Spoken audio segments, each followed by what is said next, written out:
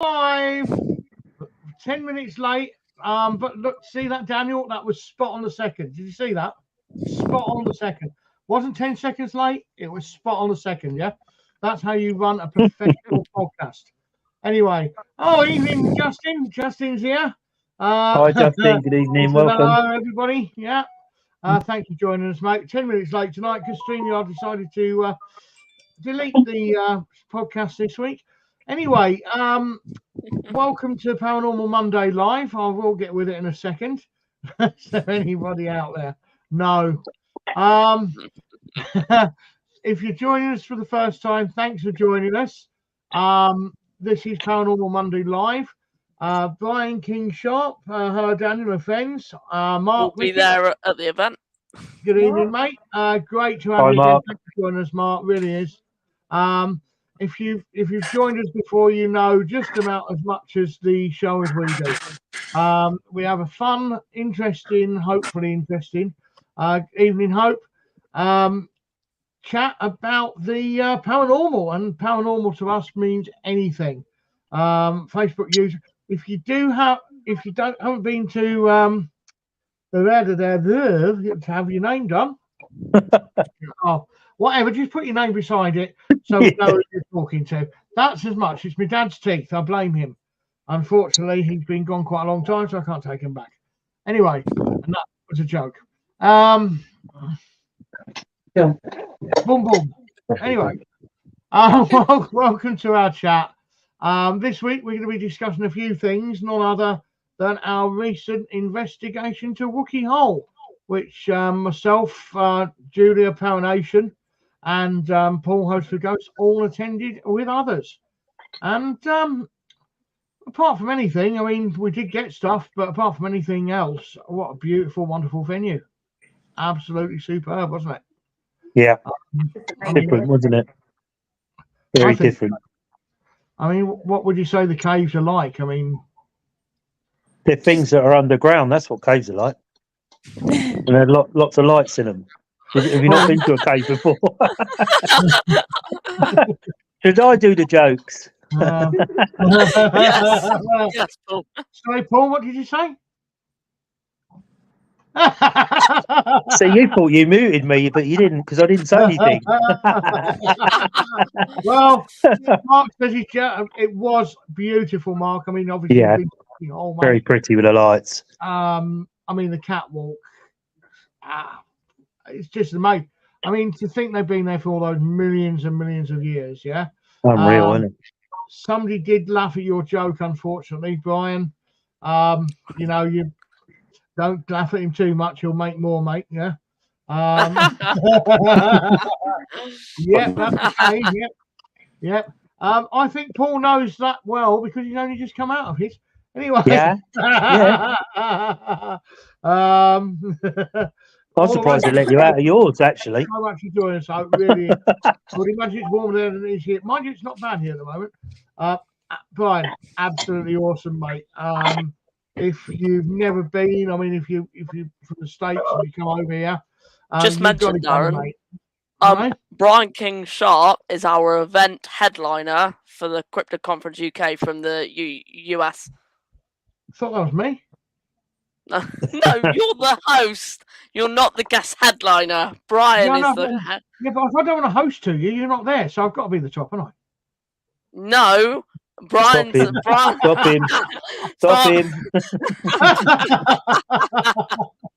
Stop him. Yeah. And Swatching Holler, good to see you again, mate. Thanks for joining us again. Much appreciated. Welcome aboard. And Brian, well, as long as you can put up with a sense of humour and laughing. No, Brian, no, Brian, no. Well, how can you say no to your headliner? Yeah, that's a bit rude, anyway, isn't it? Yeah. Headliner. Who's that down there? Julia. Oh, Julia. Sorry, I can't see you. That's Julia. Hi, Jen. Hiya. You doing all right? Yes, thank you. I was just doing the pudding. Oh, nice. What are you having? Well, we had it was a Sainsbury's flan case, and I put cherries in it, and we had some rice pudding with that. Ooh. We only had a smallish dinner, so it was nice. It was nice. Very We nice. don't normally have puddings, I'll be honest, do we, No. Paul? No. Well, We're good we like had that. a Yeah. lovely afternoon as well yesterday, Jen. That was really nice. We did Wandering indeed. around is different, Yeah, isn't it? Different. Yeah, lovely. Hi, Angela. Hi, Angela. Lovely energy down at Glastonbury, of course. Wasn't it just? Yeah, I mean, it was beautiful because we stayed overnight for those who are on the live and don't know and it's just assuming here. And then the next day, some disbanded. Some of us went to Glastonbury. The hardened ghost hunters went to Yeah. Glastonbury. And South Coast ghosts and hosts for ghosts. Looking at all Glastonbury. looking at all the dragons. Yeah, it was very unexpectedly nice. It it was. was good. Yeah, Really it was good. was. It's very much Glas- into dragons, though, aren't they? Well, Paul said there's a few crystal shops. No problems, bud. No problems. Just no a way. few. Thanks ever so much for coming on. I look forward to seeing you in July, Brian. I really do, mate. Yeah. Thanks for joining us. Anytime, feel free. You want to come on the show, whatever. Be great to have you, mate. I'll send you a link. Come on. We'll probably still be on in 3 hours' time anyway, mate. That's the way it goes. Anyway. Hopefully not. No. Hope not, please. Anyway, Glastonbury, I would say, has a few shops that aren't crystal shops. Have you been, Julia? I have been to Glastonbury, yes. And I would have liked to have gone yesterday. There's a crystal ball shop there. And Yeah. I was told, I have got a crystal ball, but it's something Me I ordered too. off eBay. And they said that if you want to choose a crystal ball, you have to go into a shop that sells crystal balls, and you have to pick up each crystal ball.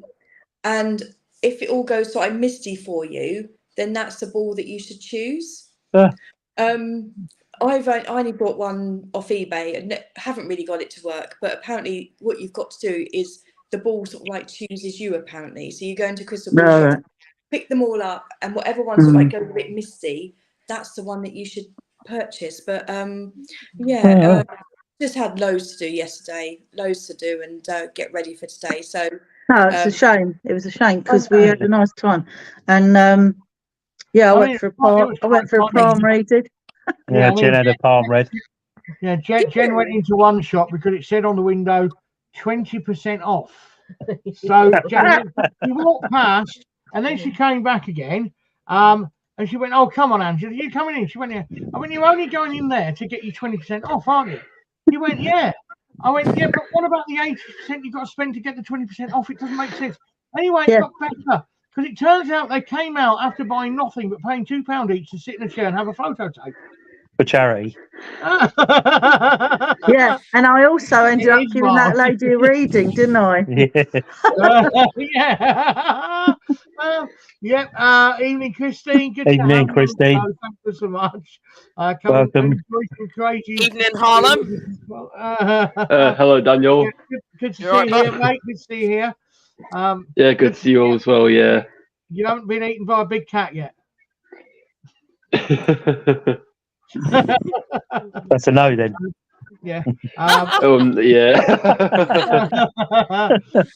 We've not disclosing any locations at the moment, but Harry's on the trail of a possible real big cat at the moment up north. So All right, nice. Sounds very interesting. Last night I was the cryptic skeptic. You were. On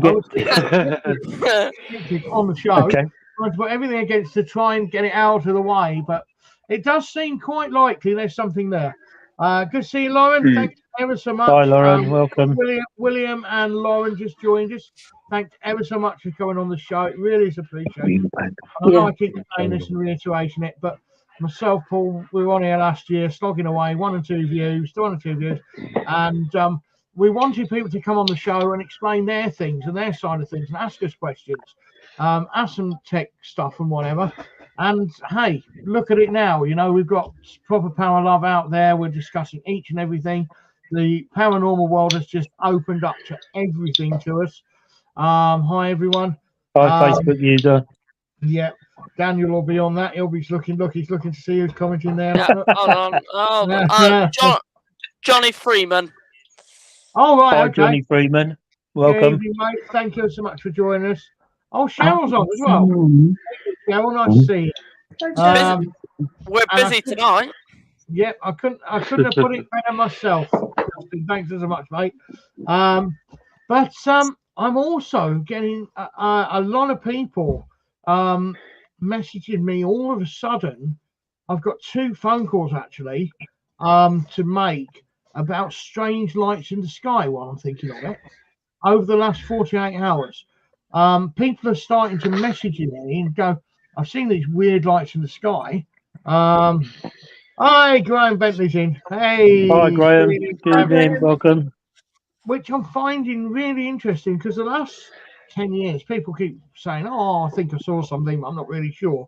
And all of a sudden, they're like messaging me, can we have a chat on the phone? Because I've seen something in the sky I cannot explain, and videos and so forth. So when I can release them, I will. But it's really interesting. But no, we had a fantastic day yesterday. We really did. Yeah. I would highly recommend to anybody calling around Glastonbury.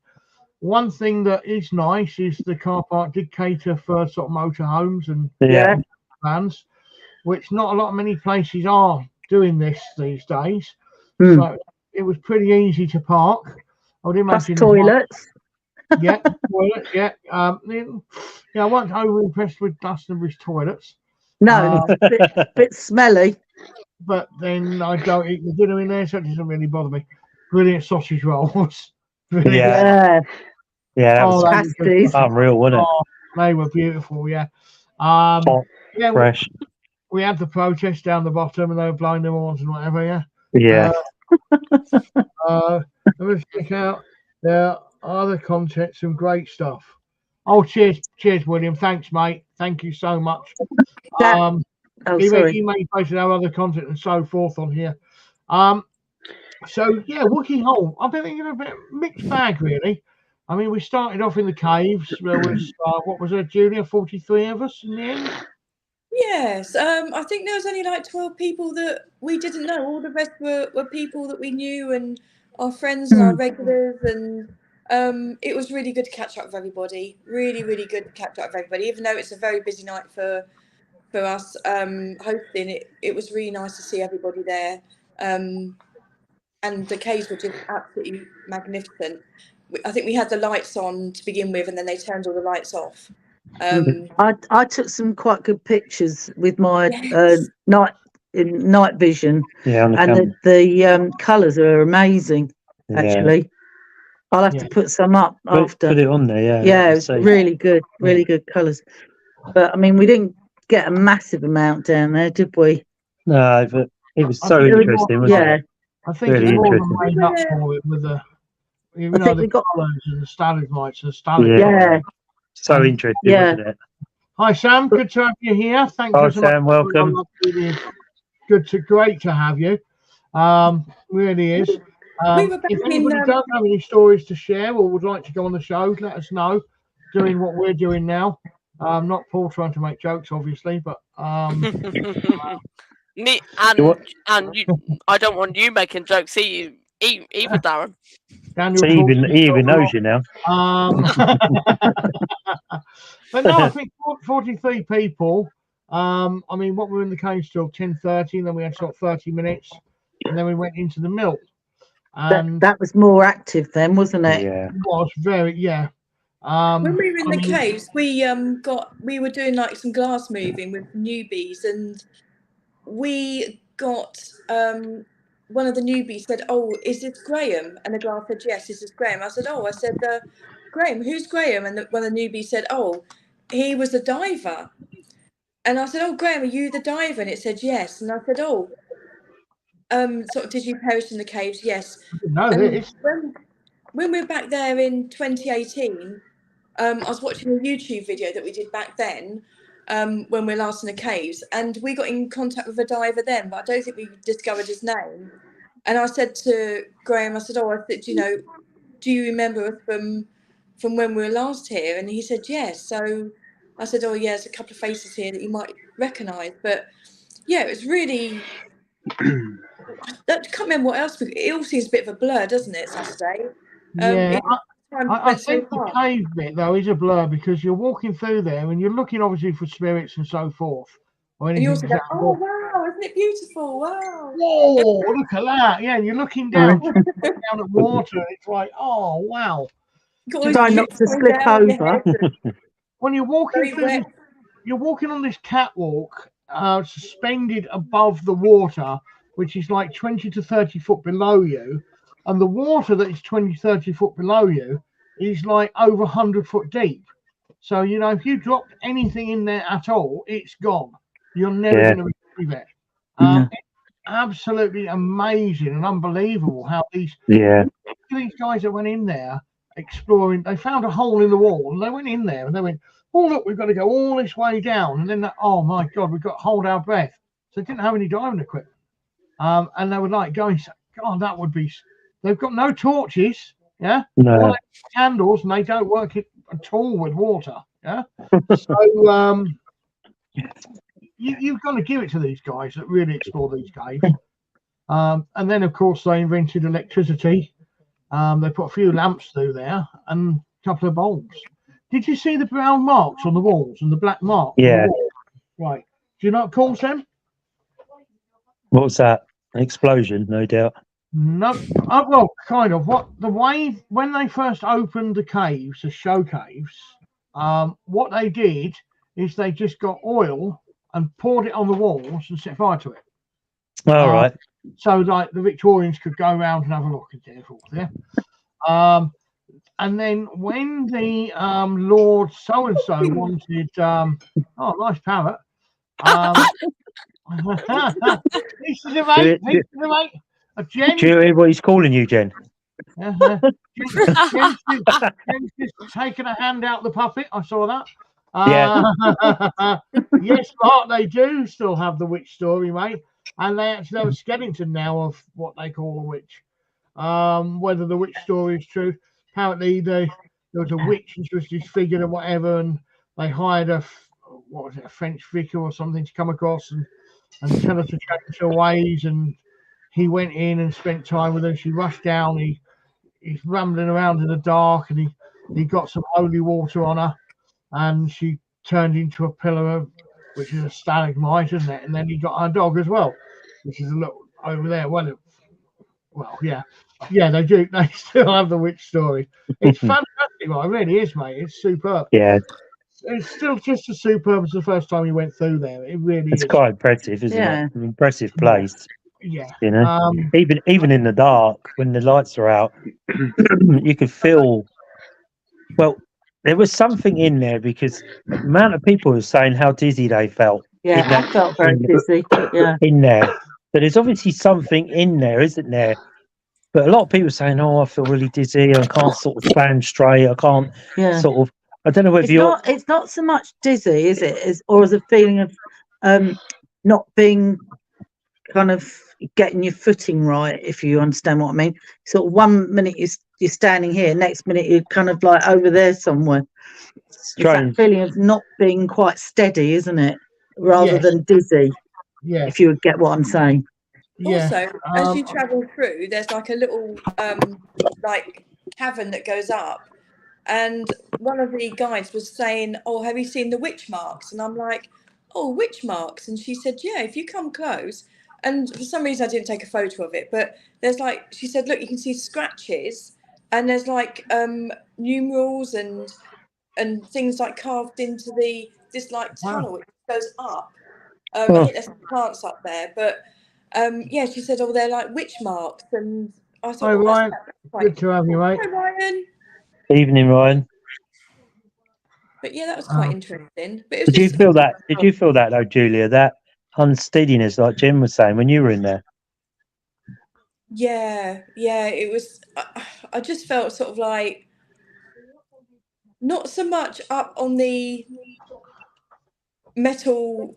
No, on the actual stone. Yeah. And also what we saw by the pool, one of the pools, in the sort of like sandy mud, there was lots of these little like rat footprints. or mice foot. Well, they look like rats because they're quite big. Right. And there's always like little footprints, and you're like, well, where's all the rats down here then? But obviously they're probably after the cheese, aren't they? Because there's the cheddar cheese, isn't there? That's right. Yeah. That's in the in one of the little like side caves there. That's right. Yeah. Yeah, they probably come in there. They have a bit of a field day, don't they? They go and nibble some cheese, go and have a bit of water to drink, and yeah. Who's this? Yes, Graham. I was talking to Angela about the theatre.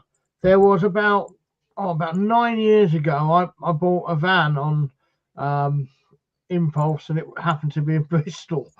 So one Sunday morning, we're going up to Bristol to collect it. And I said, let's go Wookie on the way back. We did. And we went to the theatre, and it was absolutely amazing show. The kids doing the show were so talented, really talented. And we thoroughly enjoyed it. Now, we did the theatre on our second trip out, didn't we? Your group did it, Paul, with Angela. And that's right, yeah. Yes, Daniel? I'm going to have to go now, Darren. Is that all right? Oh, yeah, no worries, mate. Yeah, you coming back after you've been? I may well. I'm in about half hour. I'll see. Okay, I'll see where I am. But if you can, you can. If you can't, you can't, mate. That's all right, bud. Buddy, yeah? Thanks, mate. All right, see you later. See you later, mate. Bye.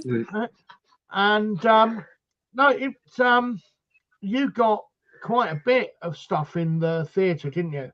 Yeah, that's what I said to that me and Julia, we took them up to the Mirror Maze in the end, didn't we? We did the Human Pendulum, and that was good. At the same time, that's weird because you were getting stuff at the same time we were getting stuff. It was quite strange there because we had the like that Trifield meter, the digital one that we got. Yeah. And just as you walked in, where the stage would have been, there's a line on the line on the floor. And every time you sort of walked past the line, you came back, it stopped.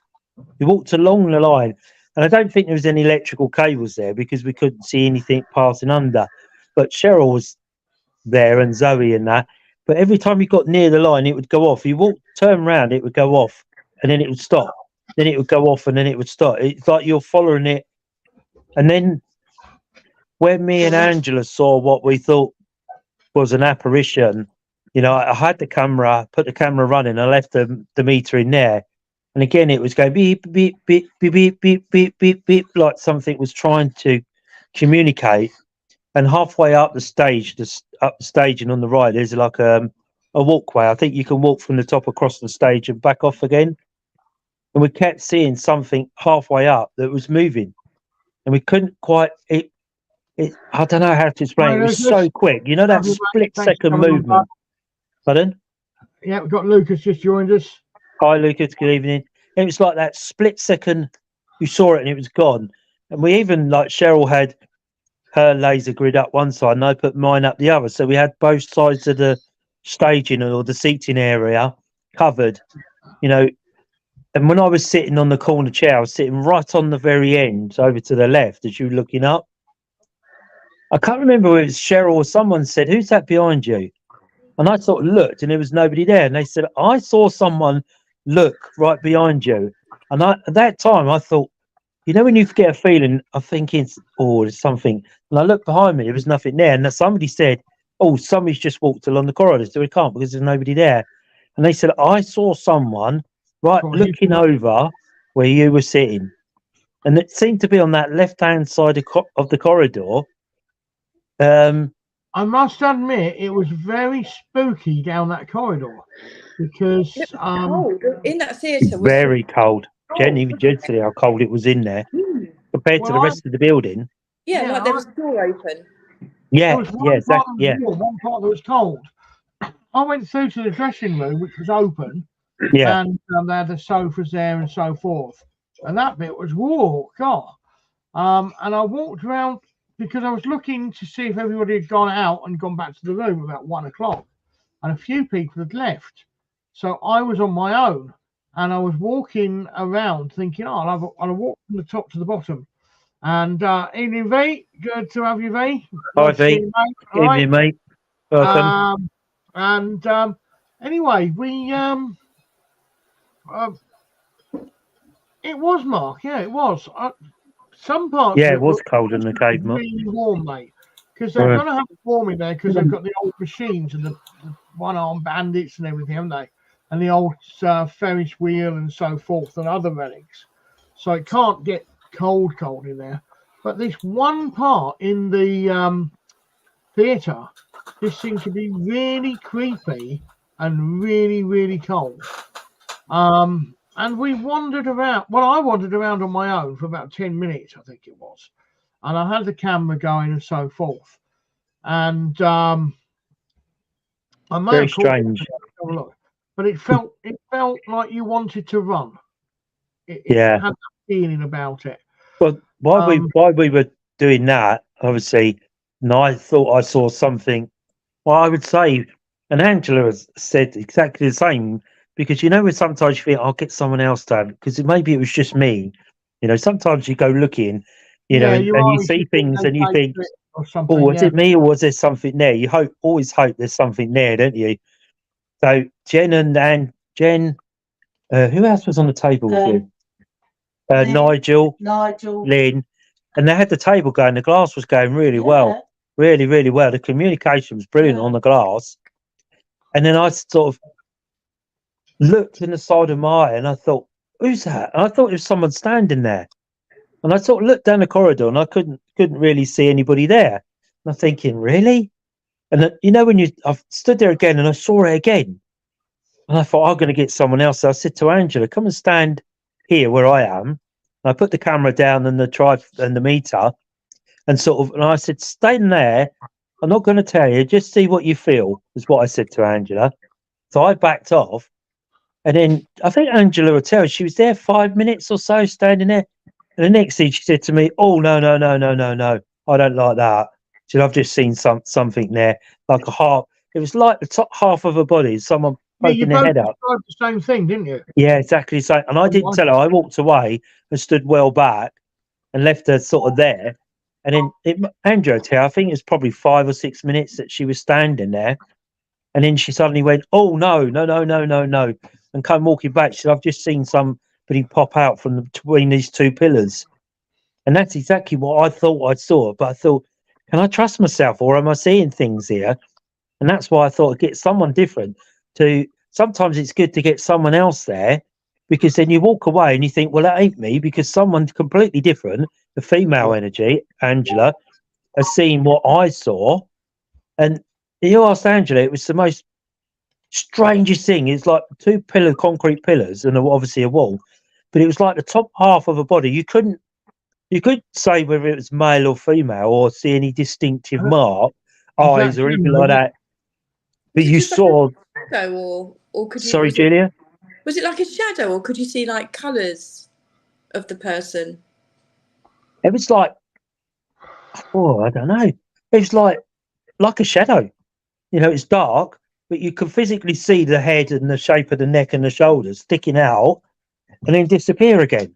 And that's when I first saw it. I thought, what was that? And I thought, is it shadow from the other side of the theatre?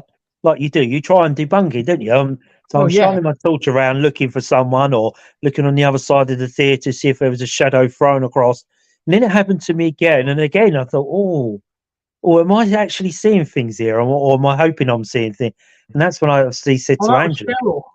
Cheryl says she saw it too. Yeah, see? I thought, maybe get a female energy there and asked Angela. I said, stand there and see what you think. Because I said, I'm not sure. Something halfway up I can feel. And then, I think it's 5 or 6 minutes Angela was there.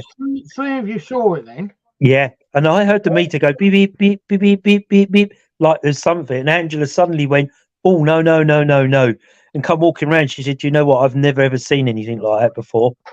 So I've just seen my first spirit or whatever. And she came out all excited. I've seen the spirit. I've seen something. Oh! And I'm like, but that sort of justified me not going mad, because I just thought I saw something. Like we've all had it. We call it the eye thing, where you think, did I just see something, or didn't I see something? And then to have Angela see it, and then like Cheryl see it was just you thinking, well, it's not me going mad. I actually did see something in there. And it was literally popped out like to look at us and then popped away. But I had the second time Angela was there, I had the camera running on the floor, pointing up to it, pointing down the corridor and the meter. So I've yet to review it. Fingers crossed. If we've caught something on that, that'd just be outstanding, won't it? Absolutely, so mate. Absolutely. Really got my fingers crossed. That'll make our year if we've caught that. Absolutely, yeah, definitely. The last thing at night, I don't know, about 20 to 2, I lost everybody. I mean, a lot of people went. I think me and Angela were in the mirror maze around that time. We were sort of like walking through there on our own. You came in after me, yeah, because I went into the coffee bit and there was nobody there. I thought I'll go and see if I can help anybody. I went upstairs and I walked through like where the play zone bit is and into the arcade.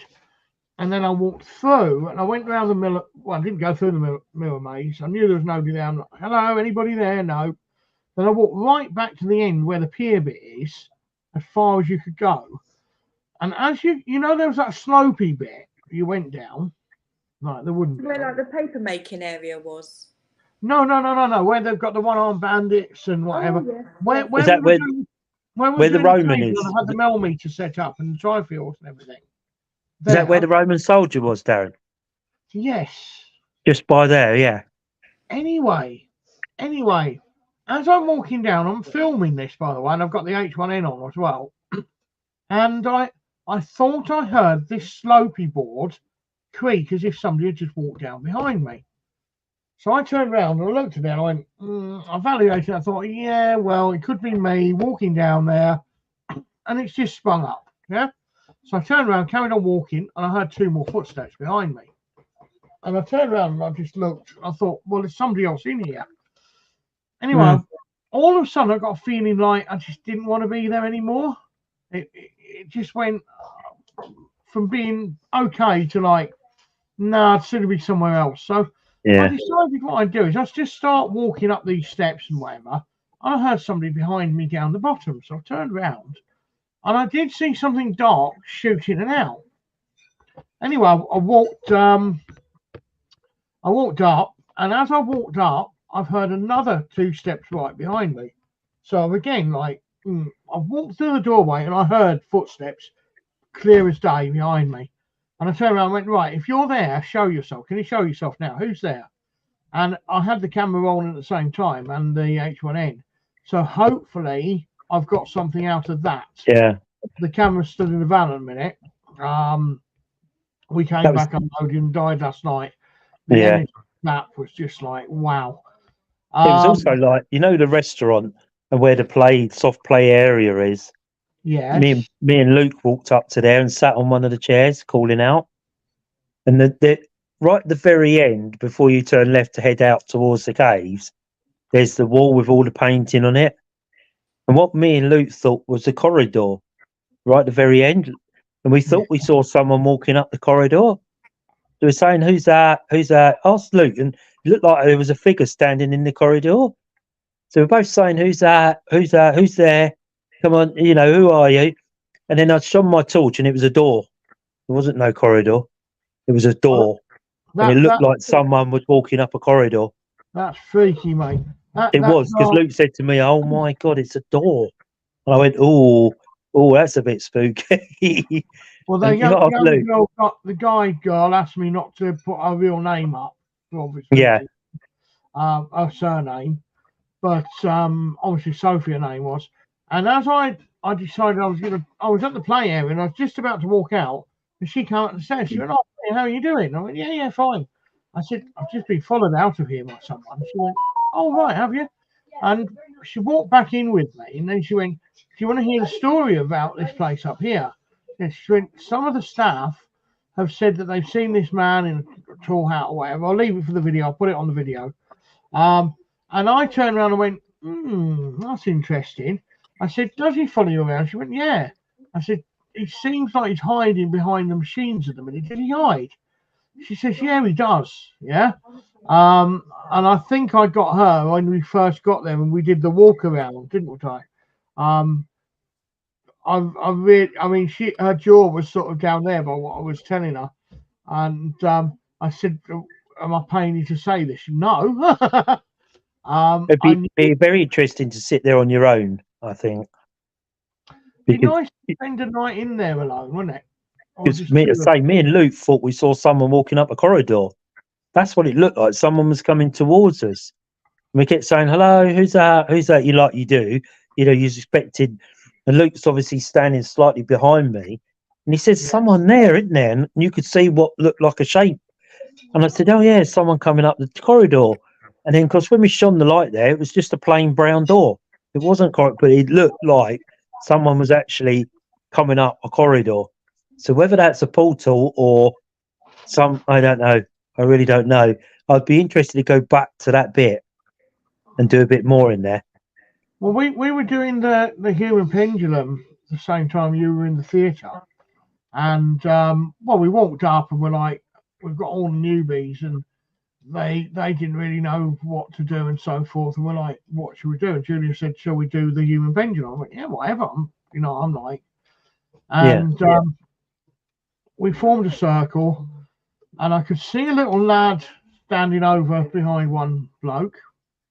And I could see behind this woman, through the mirror, the other side of the mirror, was another woman. She said to me, I used to smoke a lot. I used to smoke 60 plus fags a day. 60 odd fags a day I used to smoke. And I could smell her of tobacco smoke. And the people that were that side of the circle, they possibly didn't believe as much as what some of the others did. And anyway, I started and whatever, and I could see a couple of them swaying, and I could see a couple of them coming forward. And I kept saying, look, if you feel anything, just say, and I'll bring you into the circle, and it can communicate through you. Nobody did. So this young girl came. She had the light grey coat on, light brown coat on, and the heated jacket. Yeah. Yeah, I know the one you mean. Yeah. She came in a circle. And as normal, I said, look, I'm not touching, I'm just keeping my hands here. If you go forward, you may feel me on your shoulders touch.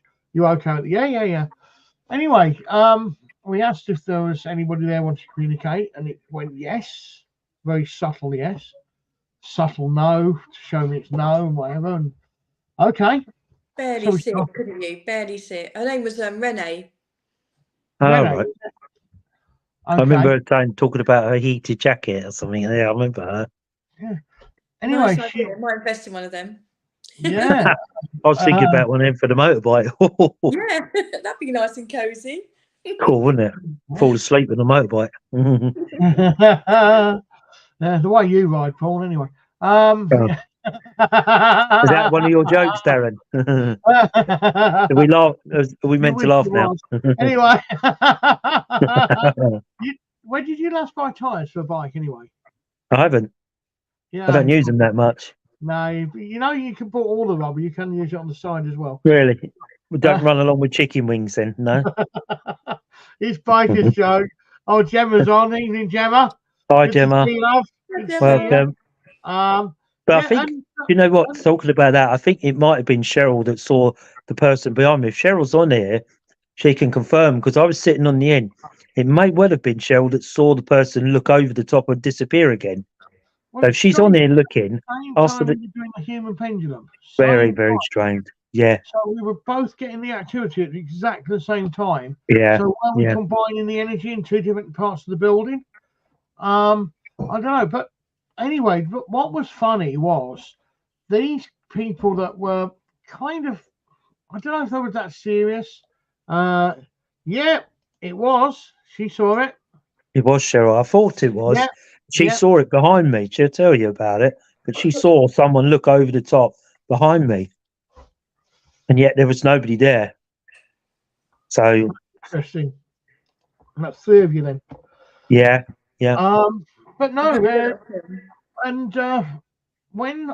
because the little boy was getting quite emotional, and I knew the woman hadn't done it before, and I didn't want to get him zapped, so I took him away. And this bloke that wasn't really getting involved turned around and went,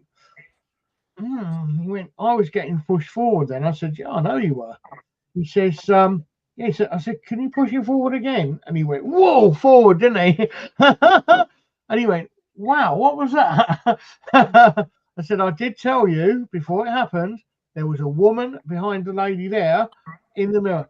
Now, when I was doing the human pendulum, I was secretly like saying in my head, please push him, please push him, please push him. Yeah. And she did. I think a few people probably got dragged along on Saturday night, like you are this event, but I think they all enjoyed it at the end because we got some good comments, Julia, didn't we? Did you do it near the mirrors then? Did anybody see anything move in the mirrors when you were in the circle? Or Julie, did you see anything in the mirror? Or we had a few little bits. Who was that? We had table tipping, cat balls going off on demand, and a bit of glass movement. That was quite Violet and letter S. Oh, okay. That's really interesting. I think we got Graham in the caves, the diver. But when we were at the mirror maze, we were doing the human pendulum. I set up a cat ball. I had Remy the REM pod bear, the motion activated music box, and a couple of other bits like dotted around. I think the music box did go off, but what would have been quite a good experiment is if we just like sat in front of the mirrors. If we were all like dotted around in the mirror maze somewhere, and we all just sat there looking at the mirrors, that would have been quite a good experiment. That would, if we go back, that would be quite good. Just get people just dotted around the mirror maze and just sit there staring in the mirrors to see if they can see anything. You could do a mirror scrying, couldn't you, and see whether you would actually see something appear behind you. So if you had a mirror behind you and you're looking forward, you would actually see what's behind you, wouldn't you? You're not supposed to have mirrors opposite each other, though, are you? You're not, no. But upstairs in the dressing room, Nandy and her little group, they were doing a bit of skyring. They got a bit freaked out up there, down above the theatre. Andrew and myself went to the mirror maze about 1:30, and we were just like walking through. I was recording as we were walking through, and nothing out of the ordinary. We were just walking through, a little bit creepy because it's loads of mirrors in the dark, but nothing really obvious. And I played the recording back yesterday, and there seemed to be a lot of like additional bangs and taps that we weren't aware of when we were walking through there. It was quite silent apart from our footsteps. That's interesting. Yeah.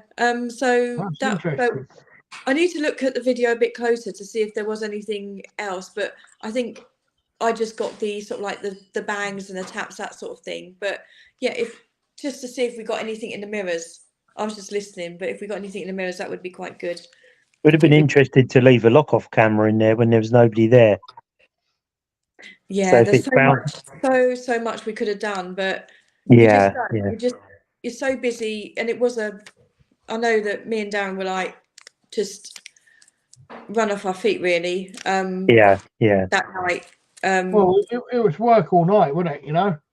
Yeah, it wasn't easy, was it?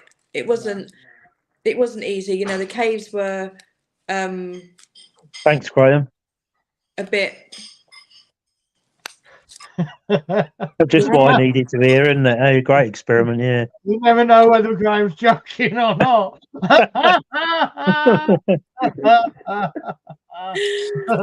But I think if you could leave a lock off up there by the mirrors with the camera, and when nobody's around to see what, like you were saying, Julie, there's more bumps and taps and knocks that we didn't hear. So if there was a lock off there looking in the mirrors, maybe you would see a shadow cross the mirror, or something. I think there was more there than that we could actually pick up first time round. Is that the first time they've had a paranormal night there then, or? No, they run quite a few sort of like now and then. They'll have the odd group come in now and then, but we went in 2018. Okay. And way back in 2018, I remember probably the year before that, they started. Well, that was when I was first aware of. Around 2017, I was first aware of like ghost hunts at Wiki Hole, and I thought I would absolutely love to do a ghost hunt at Wiki Hole. You could hire the caves or you could hire the meal, or you could hire them both. But it was like an additional cost for this, you know, like an additional cost for the meal. Whereas now they just do it all in one and do half the night, one part, half the night, and the other part, which I think works. I think it worked quite well. I think I would have liked to maybe have a little bit more time in the caves. I've just felt that the caves just absolutely flew by. I would have liked a little more rushed, wasn't it? Was rushed. The caves bit was, But you think how long it took you to get to the centre of the caves? You know, it's a good 20 minutes, I suppose, really. Probably longer, mate. Probably longer. Yeah. So you lost that off your initial time, haven't you? Really, if you could sort of get in there, not just you, fool. Yeah, thanks, Graham. You still on here? You still on here, Graham? Giving them good suggestions. Luke, I was saying about the door when we sat in their canteen, Luke. I think we thought it was a corridor, didn't we? And there was someone in the corridor. Yeah, it was. Do you remember? We said, "Who's that walking in there? Who's that standing in the corridor?" And then when we shone the light, it was a door, wasn't it? Yeah. It was just like we both went, "Oh, it's a door." But it looked like there's someone standing in the corridor, didn't it? Like a dark corridor, yeah. Yeah, it's really strange. Really, whether that's a portal in and out of that place, I don't know. But thanks, Graham. You crack on, mate. Let me know when you're around. Yeah. You've got to start coming back with us, Graham. Honestly, mate. We're really, really cleaning up on this evidence stuff now. I think we've got a really brilliant mix of characters.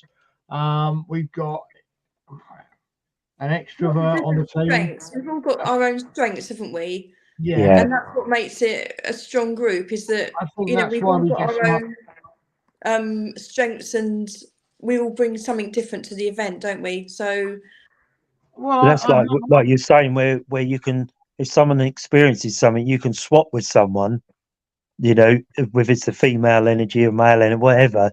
If they experience the same thing and then somebody sees it, you know, you can't be wrong, can you? Because spirit will only come to where they're attracted to, and it obviously felt right time for them to show, or whoever it was. I mean, we couldn't really see any features. I'm not sure whether Cheryl saw any features of the person that looked over the railing, but they actually looked over the handrail, and that's when she said, "Who's that behind you?"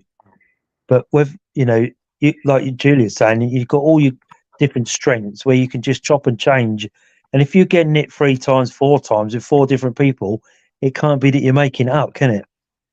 No. And we're all sort of like, you know, very experienced investigators, and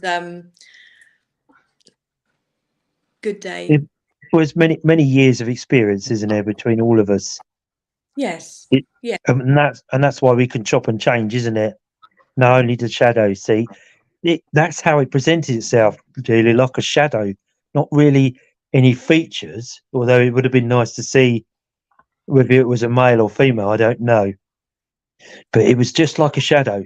And like me and Angela just saw the top half, like shoulders and neck and head, just pop out and pop back again. You know, where Cheryl saw something looking over the rail.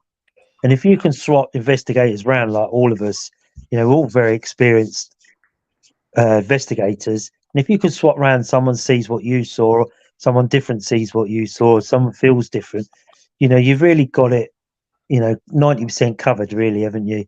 You know, a very experienced group, very experienced. Well, I mean, but I mean, I think it's all our energies combined, because we've all got very different energies. And I mean, I think Julia and Angela's energy is sort of tuning in now together, because that's female energy, that's different to the male energy. And I think that, like I said to you, like Jen and Angela and things like that, I think that energy, like you and I, Bill, like when we were at Waverley, and I said, touch there and you're going to see something. Yeah. My energy grew your energy. The same as Luke being with me for so long. Luke was very good at picking up on dark energy, weren't you, Luke? Yeah.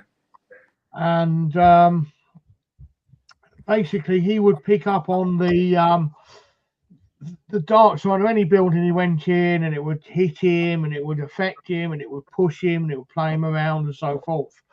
And I stopped him being so empathic and stronger and picking up on the positive energy. And every now and again, you will see it happening. Luke will post something on Facebook, and I put him straight up about it, bollock him, and shut him up. And don't you, Luke? Also, at the meal though, there was lots of water energy there, wasn't there?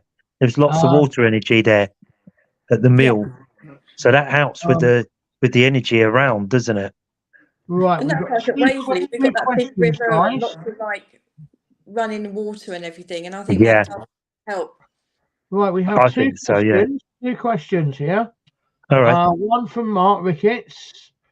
Why are male and female energies different? Well, what do you think on that topic, Paul?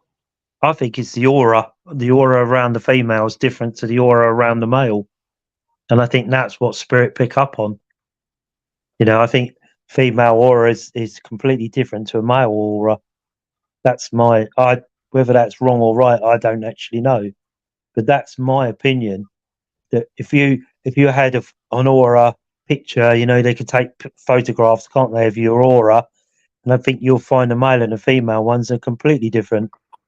And maybe they pick up, they're pulled to either male or female. Or maybe a male spirit's pulled to a male, or a male is pulled to a female, whatever it may be. You know, you can't say that, you know, oh, I only see male ghosts. You know, it's very rare that you see a ghost anyway. You know, apparitions are very few and far between, aren't they? And, you know, half the time, can you say that male was drawn to a male, or is it drawn to a female? You know, does female investigators see more ghosts than male investigators? I don't know. I really don't know the answer to that question. I don't know, Julie. What do you think? Oh, yeah, it's a really hard one, that one, isn't it? Maybe they just hear people talking and they think, oh, that, I'm drawn to that person, or I'm drawn to that person. I haven't really thought about it. But in real life, we're a bit like that anyway, aren't we? Because we can get a reading from something, oh, I don't like them. Yeah, and I think that's because these people are people at the end of the day. They're like, they were living souls. So yeah, maybe they just feel like drawn to people. And I know when we do like glass moving and things like that, if you have like all women on the glass, or all men on the glass, sometimes it'll only move with men on it, sometimes it only move with women on it, and if it's a man, it only likes to talk to men. So I really don't know. Do you think if you were in a fort like you've done Widley and things like that with a glass, and it would have been a fort full of men mainly, wouldn't it? Maybe a few women in the hospital side of it. Do you think the communication in a fort is more because it's male orientated, aired towards moving the glass with males, than it would be with females?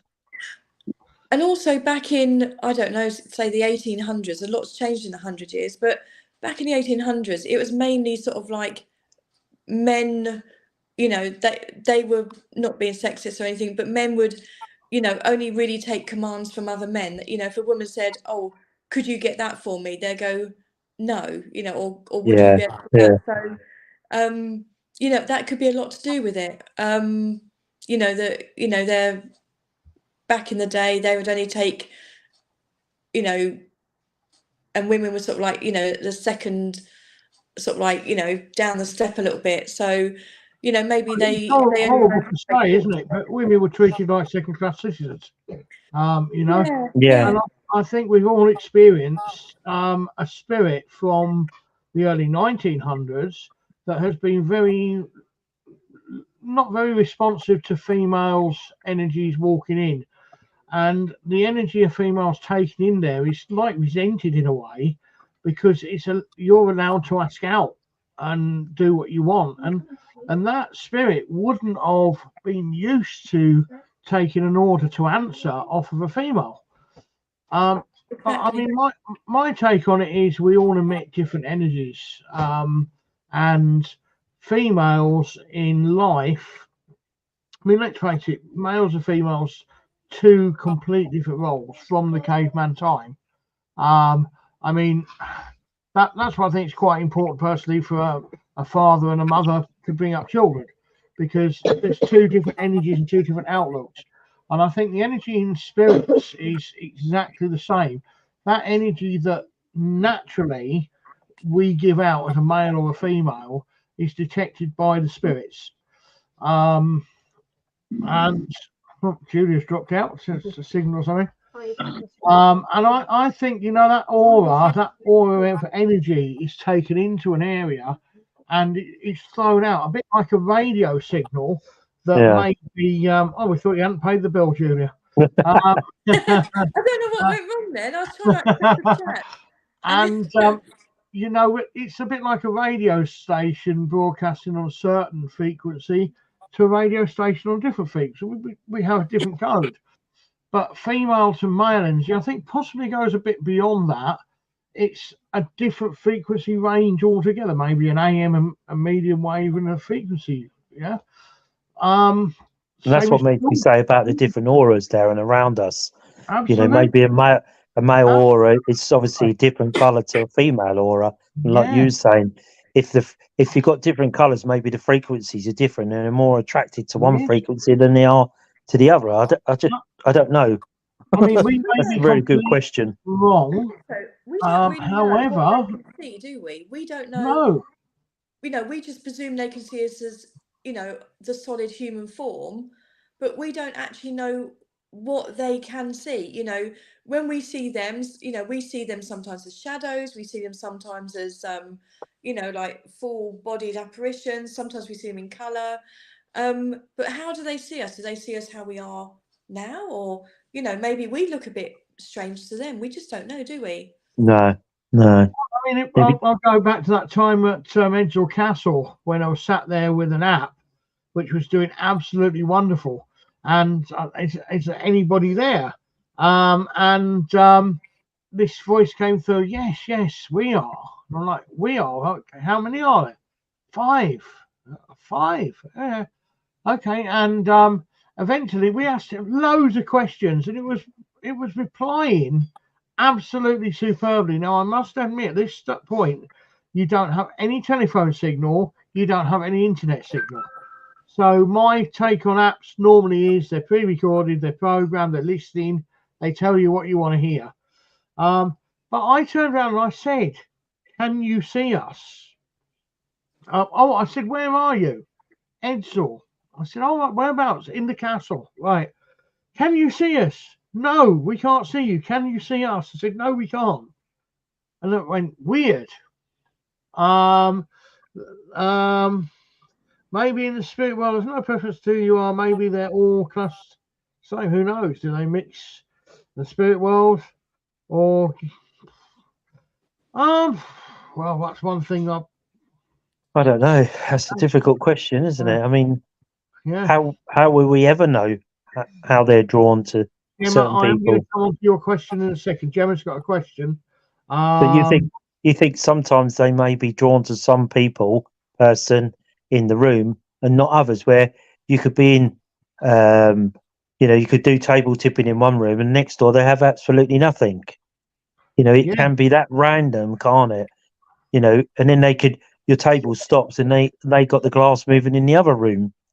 You know, it is so, I don't know. That's a very good question. It's so random, isn't it? You know, Gemma's got quite a good question here, which I think we're all going to have pretty much. This is why I've left yours, Gemma, because I wanted to spend a bit more time here. On the negative side, would you be less open?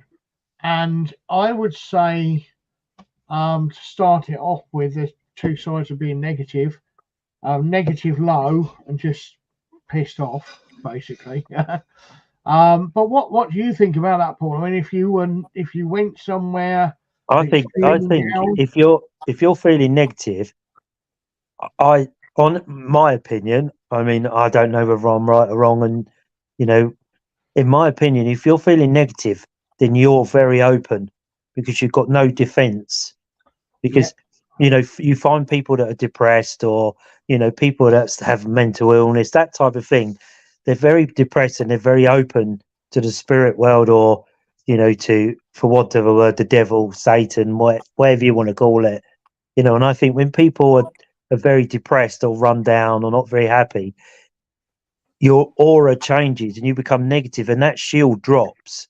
And I think when you're negative, I think you leave yourself very open to attack. I think you do. What about you? What about you, Julia? I always try and keep everything a little bit upbeat when we do a ghost hunt. But I just think that if you have like a bit of a negative attitude, like you say, oh, haven't got much going on, not much here, pretty rubbish location, not much going on, then I don't think you're going to get much happening. I just think it's going to, I think being positive just sort of like attracts them a bit more. And I just like to try and keep it all very positive. And I think if you are like a little bit negative, you don't get as much happening. I don't know whether being negative makes you less open or more open. Maybe less open. I think there's the two sides of that are being negative low and negative just pissed off. If you go somewhere you're unhappy, you're pissed off, you're going to be a bit more closed, I think. Yeah. I think if you've just had an event and something's happened in the family, or you feel completely down, tearful down, I think that you'd probably be more open. Yes. Yeah. And I think that's when you get the more dark, sinister things attacking you. And I think that is the reason why the paranormal world, especially Ouija boards, have such a bad reputation. And the reason being is, if you run an event where it's all newbies, they've all come to contact Auntie Alice or Uncle David, who used to work there, or maybe Uncle Bob popped his clogs a couple of months ago, and the medium told them that he's fine or whatever, but they want to talk to him again. So they come along and they think, well, I'll get a message from Uncle Bob there, and they're very, very down, and they're very open because of that. And whatever comes on the board, they're going to accept as Uncle Bob, and Uncle Bob isn't Uncle Bob, and something sinister happens. They start. I don't think it can make you have the bad luck, but I can think it can make you dwell on the bad luck. Oh no, another red light. Oh no, the toast landed butter side down again. Oh no, well, if I hadn't have done the board, that would have never happened, sort of thing. I do think that sometimes with like the Ouija board, I think it gets a lot of bad press because people just tend to like buy one off the internet, sit at home. They don't really know how to open and close, and they just go, is there anybody there?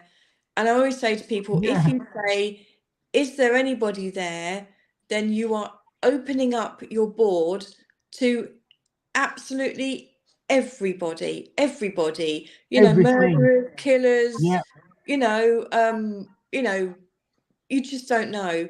And that's why I always say that we only open up, we open up, we close down at the end, and we are only there to contact people that are associated with the venue we're investigating, because we just want to find out who haunts it, But you're also opening a line of communication. That's what people need to understand, aren't you? It's like you're telephone. asking for something to come in. And you need to be in control of that communication line, so you can stop it at any one time when that board starts to go. And experienced people will know whenever that board's running right or wrong, won't you? And you need to be in control of that telephone line, like you're saying, Julia. And you need to control it, because if something's wrong, you need to hang up. But you need to know how to hang up. And we know because we've done it for, I think 2 decades or whatever I've been doing it for. So you just know when something's not right. You get to figure it out, don't you? You figure out that it doesn't feel right, and you bin it, and it's controlling it correctly and professionally. I like this comment here from whoever it is. If you put your name for this comment, that's a great comment. Emotion generates energy, and that energy is quite powerful. It's true. Yeah. You know, obviously an emotion is going to give you the energy. It's going to generate more energy, and I think it's quite opening. I mean, this. I would imagine that's Gemma. If you're suffering mentally, and that is the side that I was on about. You know, if you're emotionally low, then you are going to be open to all sorts of things, and they're the ones that come along to see Uncle Bob. And that's why it's our job to be strong and control the board and also control them. And that is one of the reasons we say at the very, very beginning, we're not here to contact relatives. We're not here to contact lost ones. We're here to contact people that worked or lived here only. Yes. Because, you know, it's a very delicate subject as well, isn't it? You know, if you've got somebody there and you start telling them, well, Uncle Bob is with us and Uncle Bob wants you to know this and they start breaking down and they are mentally unstable, because you never know, and you can cause a mental breakdown. But it's very personal, isn't it? The information that will come through for that loved one could be very personal. You don't want 12, 20 people listening to a conversation that can be quite private, isn't it? That's another side of it, isn't it? That's another side of it. I mean, I knew this was you, Graham, before you put after this. That's Graham, but I knew this was from you, mate. And I would agree with you 100% on this. And I've reiterated this to somebody on here many a time, and they've been listening, and they're getting a lot more. And that's Luke. And they're getting a lot. I agree with that. I agree with that statement. I really do agree with that. Go with the positive mental attitude. You've got to. You've got to.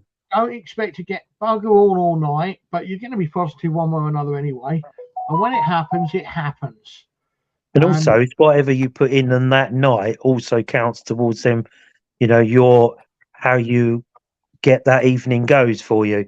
You know, if you stand back and don't put a lot of effort in, you know, why would spirit bother to put a lot of effort in? Because it takes a lot of effort and a lot of energy for them to create bangs and knocks or moves things or glasses. You know, if you don't put much energy in, then you're very negative, you're very down. Why would they want to interact with someone that's like that? If you're very positive, like Graham's saying, so yeah, come on, you know, come and join us. And like Judy said, you bring that positive attitude up. The positive attitude raises the energy. Your energy is what they want. You know, if you're negative, oh, all right, you know, can you knock? Can you tap? Can you know, you're not saying, well, can you do this for us? Can you bang the door, or can you slam the seat, or can you whistle like me? Your energy's rising, so your energy rises, so your energy rises, your frequency rises, and it gives them more. Think, oh, well, I'll go to that because they're having fun, they're laughing, and like Judy said, you raise people laughing. Where there's laughter, there's always good energy. Why wouldn't they interact? Can answer the first question we came on to of the night, really. Why female energy and male energy different? Well, it's the vibration pattern, And it's the vibration pattern that we put across. Men are a lot more likely to embarrass themselves in public and not care about it than women would do, you know? Because, I mean, you won't find many women who'll go down the boozer without their makeup on and looking good and smelling fresh and whatever. Well, if the bloke's late home from work, he'll go, oh, bugger, it's getting on. I'm missing my pint. You know? Are men more sceptical than women, Darren? What, sorry? Are men more sceptical than women? I think that's about equal, to be honest, mate. I think men are more sceptical than they pretend to be, because it's quite natural, isn't it? You know, ghosts wouldn't scare me anyway. This is an interesting one. I like this. Particularly keen to the energy of a witness during an encounter. I've heard this. Who it just comes up Facebook user. If you put your name next to it, I've heard this. Now V, you could probably jump in here as well on this one. This I believe that I mean cats, for instance, domestic mobbing. are very sensitive to their owner's energy, and obviously spirit energy as well. Yeah, and I think big cats in the wild exactly the same. I've heard that Bigfoot, Swashback, whatever you want to call him, the Yeti, the Mountain Man, I've heard that they are very, very empathic to the energy of the people that are hunting them, investigating them, whatever you want. Is that right, V? I think intention has a big thing to do with it. I've been in situations where I've had to hide from an animal, and I'm aware the animal's there, but I'm not looking at it, and I'm deliberately not looking at it, because if I look at it, there's something in my energy that it will detect that I'm looking at it.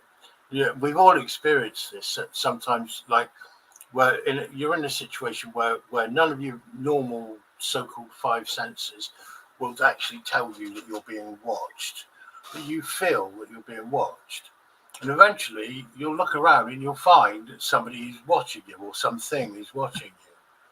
Well, I've been in that situation where I had a very vicious dog that was sort of hunting me in the woods, and I went up a tree, and I knew that if I looked directly at this dog, it would know that it was being watched, and it would actually see me. So I just kept my head round that side of the tree branch, and just thought, I'm not here, and it just wandered off.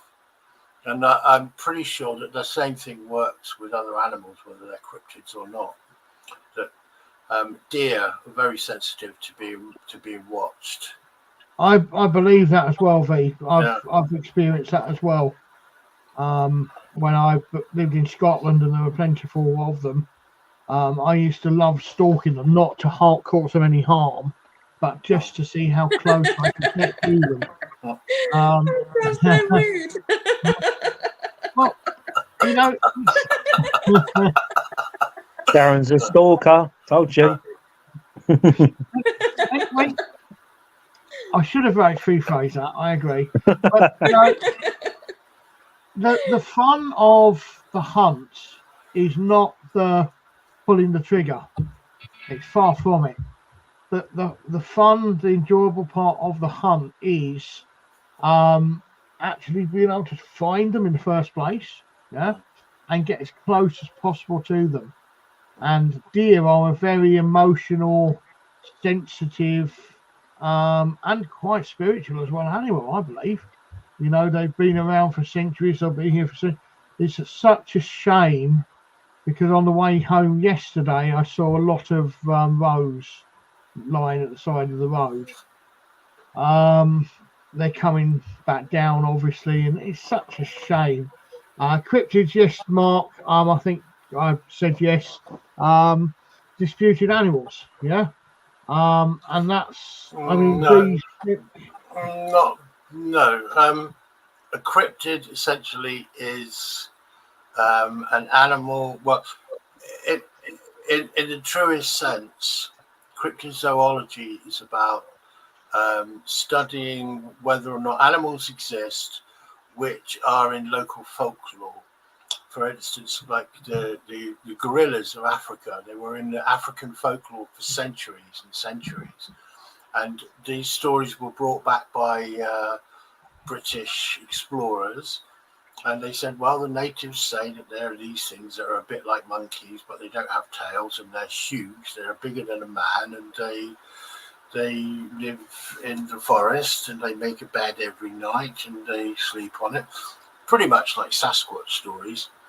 And these stories built up for decades, and then eventually a couple of English explorers decided, who were in fact cryptozoologists in their own right, decided, well, let's go and have a look. So they went all the way to Africa and found these villages with the people with the stories, talked to the local natives, got what information they could about where these things were seen and what their behavior was, and in what context they were dangerous and in what context they were not dangerous. They found about the way that they bluff charge and stuff like that, and what you have to do in that situation. They went off there and they found gorillas, and they sadly killed an individual so that there would be a body for science, because science doesn't exist. It doesn't accept the existence unless there's a body that's been dissected. But I mean, it was only, I think it was the 1930s? I may be wrong about that, but it might have been the 1890s. I can't remember. But it wasn't that long ago that gorillas were part of the cryptozoological spectra, and also African flying snakes. Those are still there, but the people African do see flying them. snakes. Yeah. Usually you think of something like we know there are flying snakes. We know that, but they're actually just gliders. Yeah, I've seen them. Yeah, their rib cages just sort of come out like now, that, and then the same with lizards. But there are supposed to be actual snakes that can take off from the ground and just fly in the air wherever they want to go. And they've been reported all the way through Africa, up through Mongolia, through the Urals, parts of southeastern Europe, like Germany, Bavaria, and we even have a few stories about them here. But yeah, so cryptid really is the Billy Ape was only confirmed to exist in 2017. Yeah. There were cryptids before that. Yeah, that's what Rich D's saying. That's interesting. Thank you for that. Because, all these things, it's all part of learning, and different parts of geography and whatever. And I find it fascinating. I don't know about you lot, but I just find it fascinating. Yeah. Yeah. I mean, Mark Ricketts just said here, Aztecs used to believe in flying snakes. Yeah. Mm. So, it goes that far back. Yeah, they've got them carved into their temples. I think there's a lot more out there that we don't understand, that we've not seen yet. I think we've seen a very small part of a massive evolution in animals and, even humans, haven't we, over the past 300 or 400 years, how humans have changed. So animals change to adapt to their environment, don't they, and their surroundings. So I think there's a lot more out in that nature that we've never explored and we've never seen yet. Who knows what's around the corner? I bet every day there's a new creature that's found, a new fly, a new wasp, a new bee. There are hundreds. Every day. And you imagine what they find in space and, anything like that. It really is unlimited, isn't it? Infinity. You just don't know how many different types of creatures that are out there, even at the bottom of the sea. I mean, we've never been to the bottom of the sea. So what creatures actually live beyond where we can ever get to? And it makes you wonder, as years go along, how many more thousands of species will be identified as and when we go along. We have the technology to get to the bottom of the sea. Maybe we'll see things down there that will be mind-blowing. How can an animal survive in that amount of pressure, water pressure, that they do? Well, it's impossible, isn't it? It's impossible, but they do it. Yeah. But you get a submarine that can't go to them pressures, but yet you can get an animal that can survive at that pressure. Well, up on the space station, both the Russian one and the international one, there have been samples taken from the outside that show that Earth bacteria that went up on the bits that the satellites were built from are surviving quite nicely. The colonies of bacteria growing all over the outside of the space stations, and these things are bathed in supposedly lethal radiation on a daily basis, the cosmic rays hitting them and all sorts.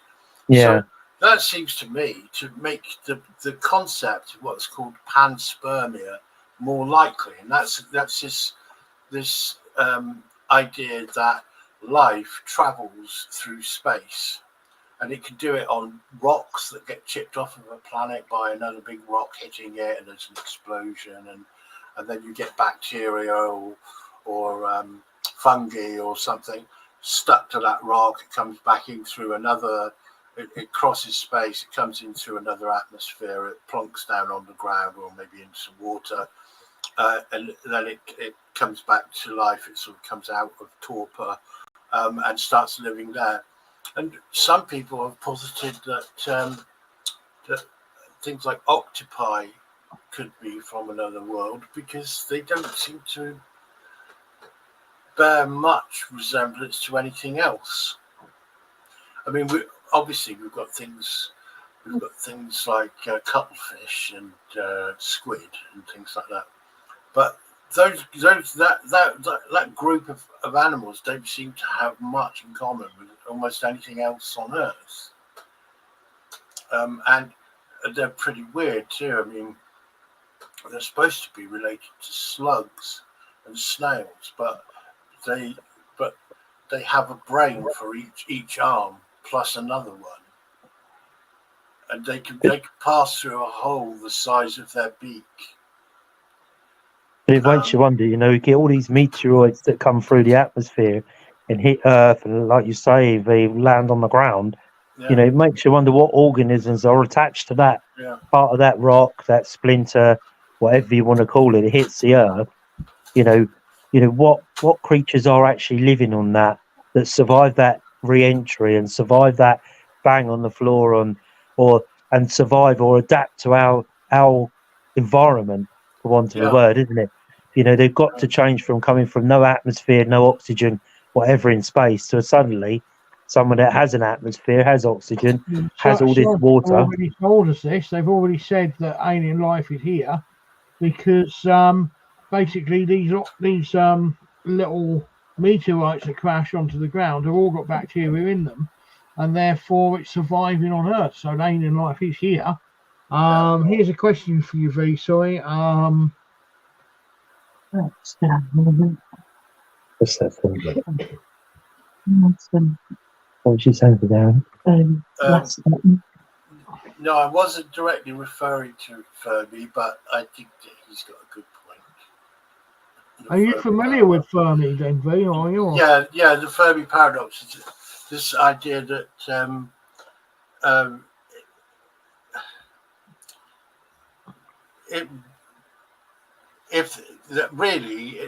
if life is fairly common, we should see it all over the place.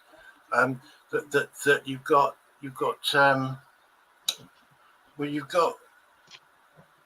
it's hard to think how to put it at this time of night. It's you've got, I can't think of how to phrase it, to be honest. It's been a long day. But well, perhaps you could do it next week for us, V, or something like that. I'd be interested in that. It's a pretty basic question, but it has to do with how much. There's a discrepancy between the lack of evidence of advanced extraterrestrial life and the high probability that it exists. It's probably the simplest way of putting it. There's a sort of paradox there, but then again, that Fermi paradox is not taking into account stories from people that have been terrorized by things that appear to be extraterrestrials. Doesn't take all that evidence into account, because as far as science is concerned, that's just people's stories, and that could just as easily be made up as not made up. It's not actually evidenced. It's like all these sightings and whatever around the world. They're so consistent. When you hear these stories of Dogman and stuff like that in the jungle, and then you hear of him in a different part of the world, and the witnesses all are consistently the same evidence given. You've got to sit up and you've got to listen, because how the hell? I mean, they're different parts of the world. This hasn't been publicised or investigated before, but you've got a team here and a team here, and it's exactly the same. So you've got to sit down and yeah, it's kind of yeah. like the thing with the so-called what Katie would call the champ creatures, champ animals. There's these big lake animals that are not supposed to exist, but they do. And when somebody gets a sighting of one of them up close and personal, it's usually a black creature with they usually don't get to see the eyes, but those who have seen the eyes up close say they're green, and a horse-like head. And this keeps cropping up again and again and again. It crops up in the USA, crops up in Canada, crops up in the western half of Scotland, crops up across in lakes across in Russia, which obviously we can't go to at the moment. Same with Turkey. Very consistent descriptions of the creatures, and they're living in very similar situations. And the weird thing is that a lot of these locations where these creatures are supposed to live were scoured out in the Ice Age, and they've somehow got in there since. So probably it also makes you wonder, over hundreds of years that people have seen these different sightings. They all can't be wrong, can they? No, I don't think so. I think I think a fair proportion of them are stories that people have made up. Yeah, of course, yeah. But it only takes one to be accurate and not to be a mistaken view of tree floating. So for it to be real, doesn't it? Really, it only takes one. You always get that element of hoaxes, don't you? When anything's about to hit the limelight, whether it be UFOs and submersibles, whatever you like, there's always them hoaxers, isn't there? They're probably 80% of the stories are hoaxes, aren't they? Yeah. But it's that little bit in that 20% that could be be very active and very true. Well, there's a good case here. The Hawke River in Australia, if anyone wants to look that up, the Hawke River Monster it's called. Now this is some of these creatures that have the long neck and the horse-like head. They live in water bodies. Some of them have an ancient mythical history of attacking things on the bank, like horses or humans or whatever, dogs, things on the bank. They suddenly turn up, grab them, drag them into the water, and eat them. And that's where the water horse idea comes from in Scotland. But it sort of makes you wonder, V, doesn't it? With all the sailors over the hundreds of years, the sailors see things in the sea that we've not seen. Are some of them real? What they saw are real, because you can imagine the pirates, and they're very much into superstition, weren't they? If you go this way around the earth, you'll fall off the edge, and if you go that way, you might see this, and there's a massive serpent, that gets people or ships or whatever. But they all can't be wrong, can they? No. Well, the Hawkes River one is quite interesting because that there was a time, I'm not even sure when this was because I haven't looked into it particularly. I've just read about it a few times. But in relatively modern times, maybe the 60s or the 70s, there were a bunch of Australians building this big bridge across the Hawkes River. And this river has been famed since pre-white settlement for having this creature in there. And the local native people used to stay away from it because it would suddenly emerge right out of the water, right by the side of the water, grab people and drag them in and eat them. Okay, so that's the myth, that's the cultural story anyway. Now these guys were building this bridge across the Hawkes River to take cars and things, and they said that they all saw, this is just slightly before the time where we had these modern phones with cameras in them, unfortunately, but they saw this thing that looked like what most people think of as the Loch Ness Monster, a thing with like a big horse head, a big long serpentine neck, and a big bulbous back, swimming up the river, and it went right underneath them where they were building this bridge, and then it dove. And there was another case where a farmer had a prize bull, a really big prize bull, and it was grazing right next to the river, and a bunch of people walking dogs and things saw this thing suddenly emerge, bite into this big bull and drag it sort of sideways into the river, with the bull sort of screaming for its life, but it just got dragged in. And and those bulls, they're very heavy animals, so it must have been a very strong creature.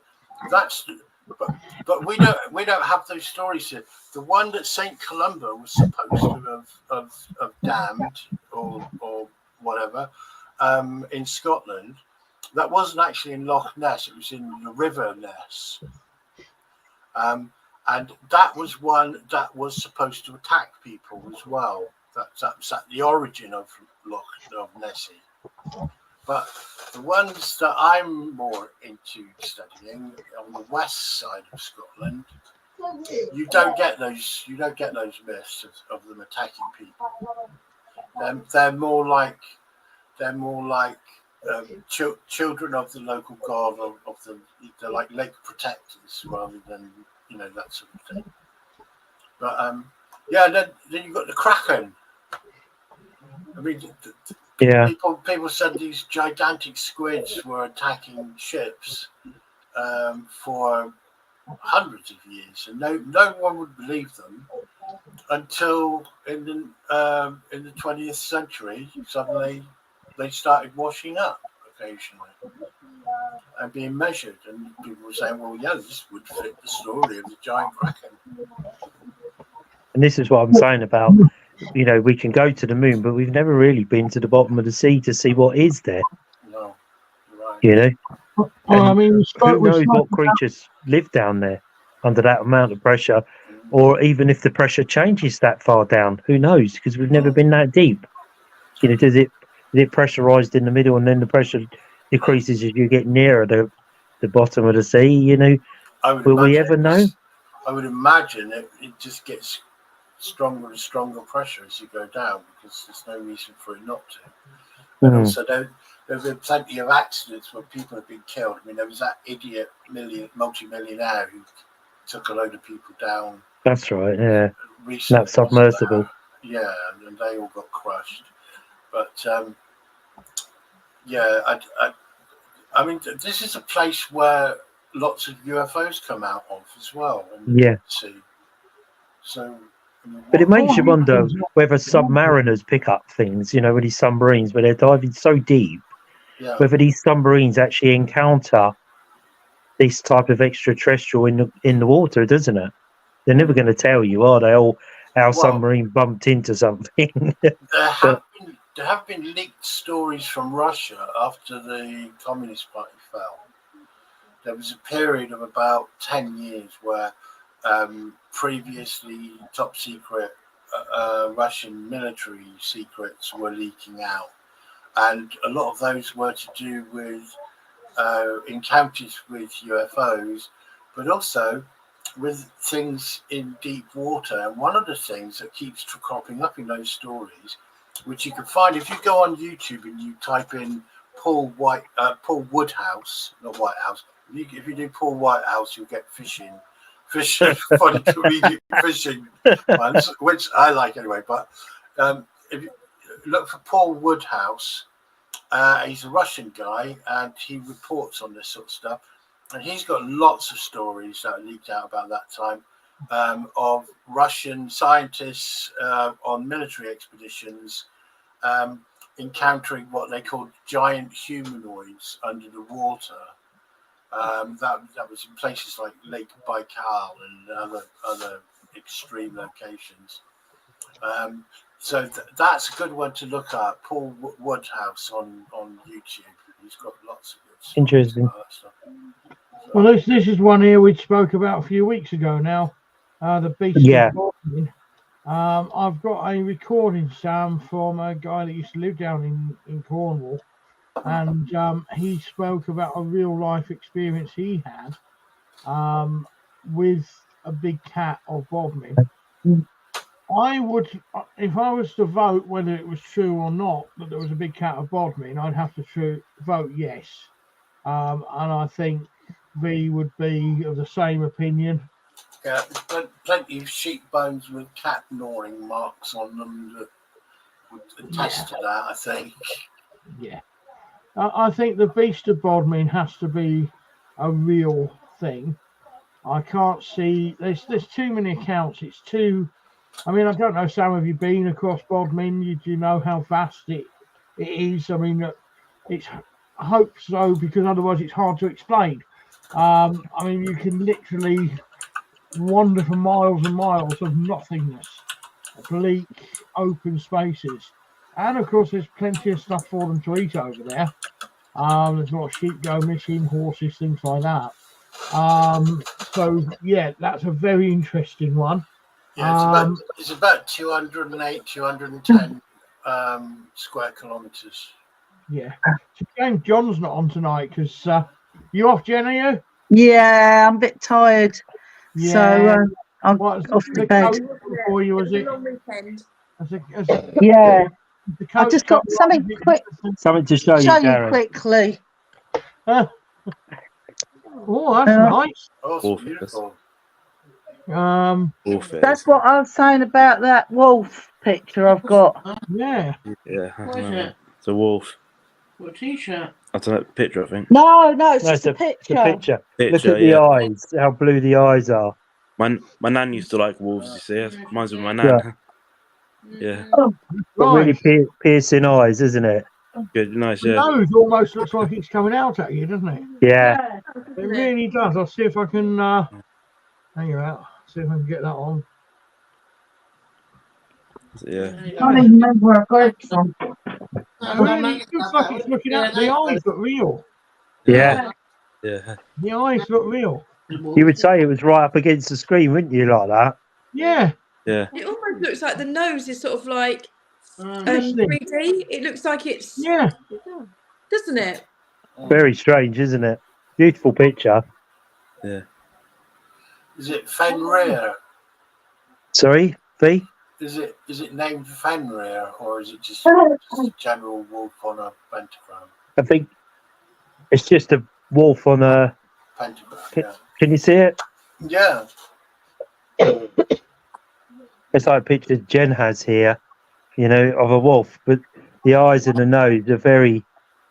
It's weird, isn't it? Out, doesn't it? It just looks like it's coming at you. Yes, like 3D, doesn't it? Yeah. It's a very beautiful picture, though. The eyes and incredible. Yeah. It's quite incredible, isn't it? Well, Sam, who just asked that question there. What's that? She's just put on here, somebody can saw a big look at that. And saw a big cat. So you know how vast it really is. That's great. That's why they built the jail in the middle of Bodmin Moor, isn't it? Yeah, how because long there was ago no way to escape. Because obviously, I mean, John and V would be very interested in the story. They're more into their sort of cryptids. I'm new into the cryptid world, as we all are. But it's still paranormal to us. So with anything that's that'd be very interesting. This one here, this is Graham. Sorry for being so long to get to it, Graham.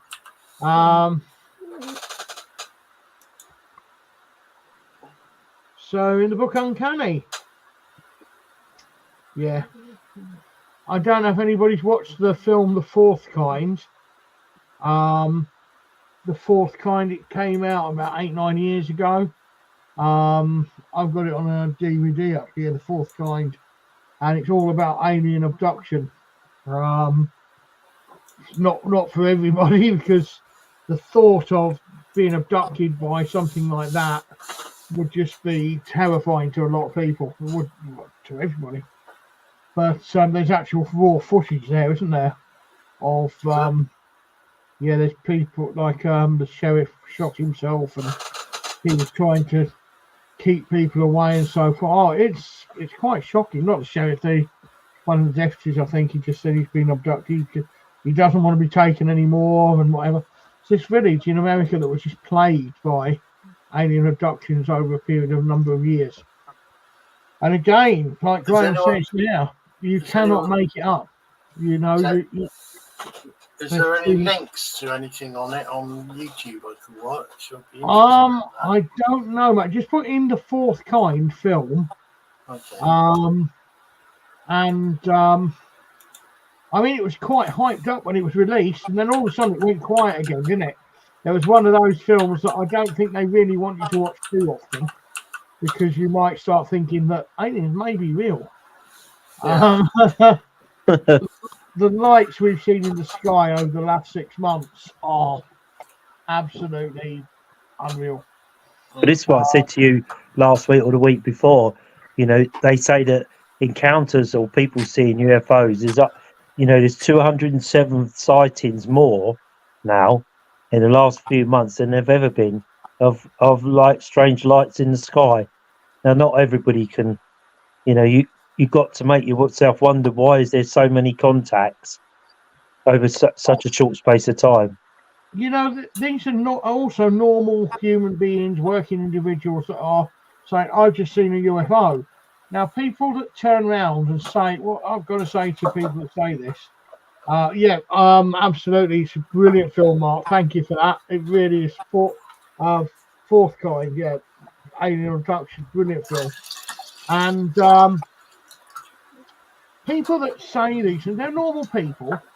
And I don't know about you guys, but when I mention to somebody, oh, I saw a UFO last night, or think I saw a UFO last night, or think I saw, they go, are you crazy or what? And they sort of start shun me a little bit, you know what I mean? I saw a ghost. Oh, they don't exist. Yeah, you're a weirdo. Mm-hmm. So why would these normal people that would normally shut me up about it suddenly be coming out and going, oh, I saw a UFO, I'm sure I did, to make themselves look weird so people don't talk to them? It wouldn't make sense, would it? No, there's a psychological thing, isn't there? It's that if you have an event, you experience something that's really weird. You're kind of torn because, on the one hand, you know that some people, if you say this to them, they're going to forever think you're a nutter. Yep. And they're going to treat you that way, and they're going to maybe talk about you behind your back and that sort of thing. But on the other hand, you've had this really powerful event that's kind of traumatized you, and you have to find other human beings that have been through the same trauma so that you can actually communicate with somebody and talk it out with them. Correct. So Correct.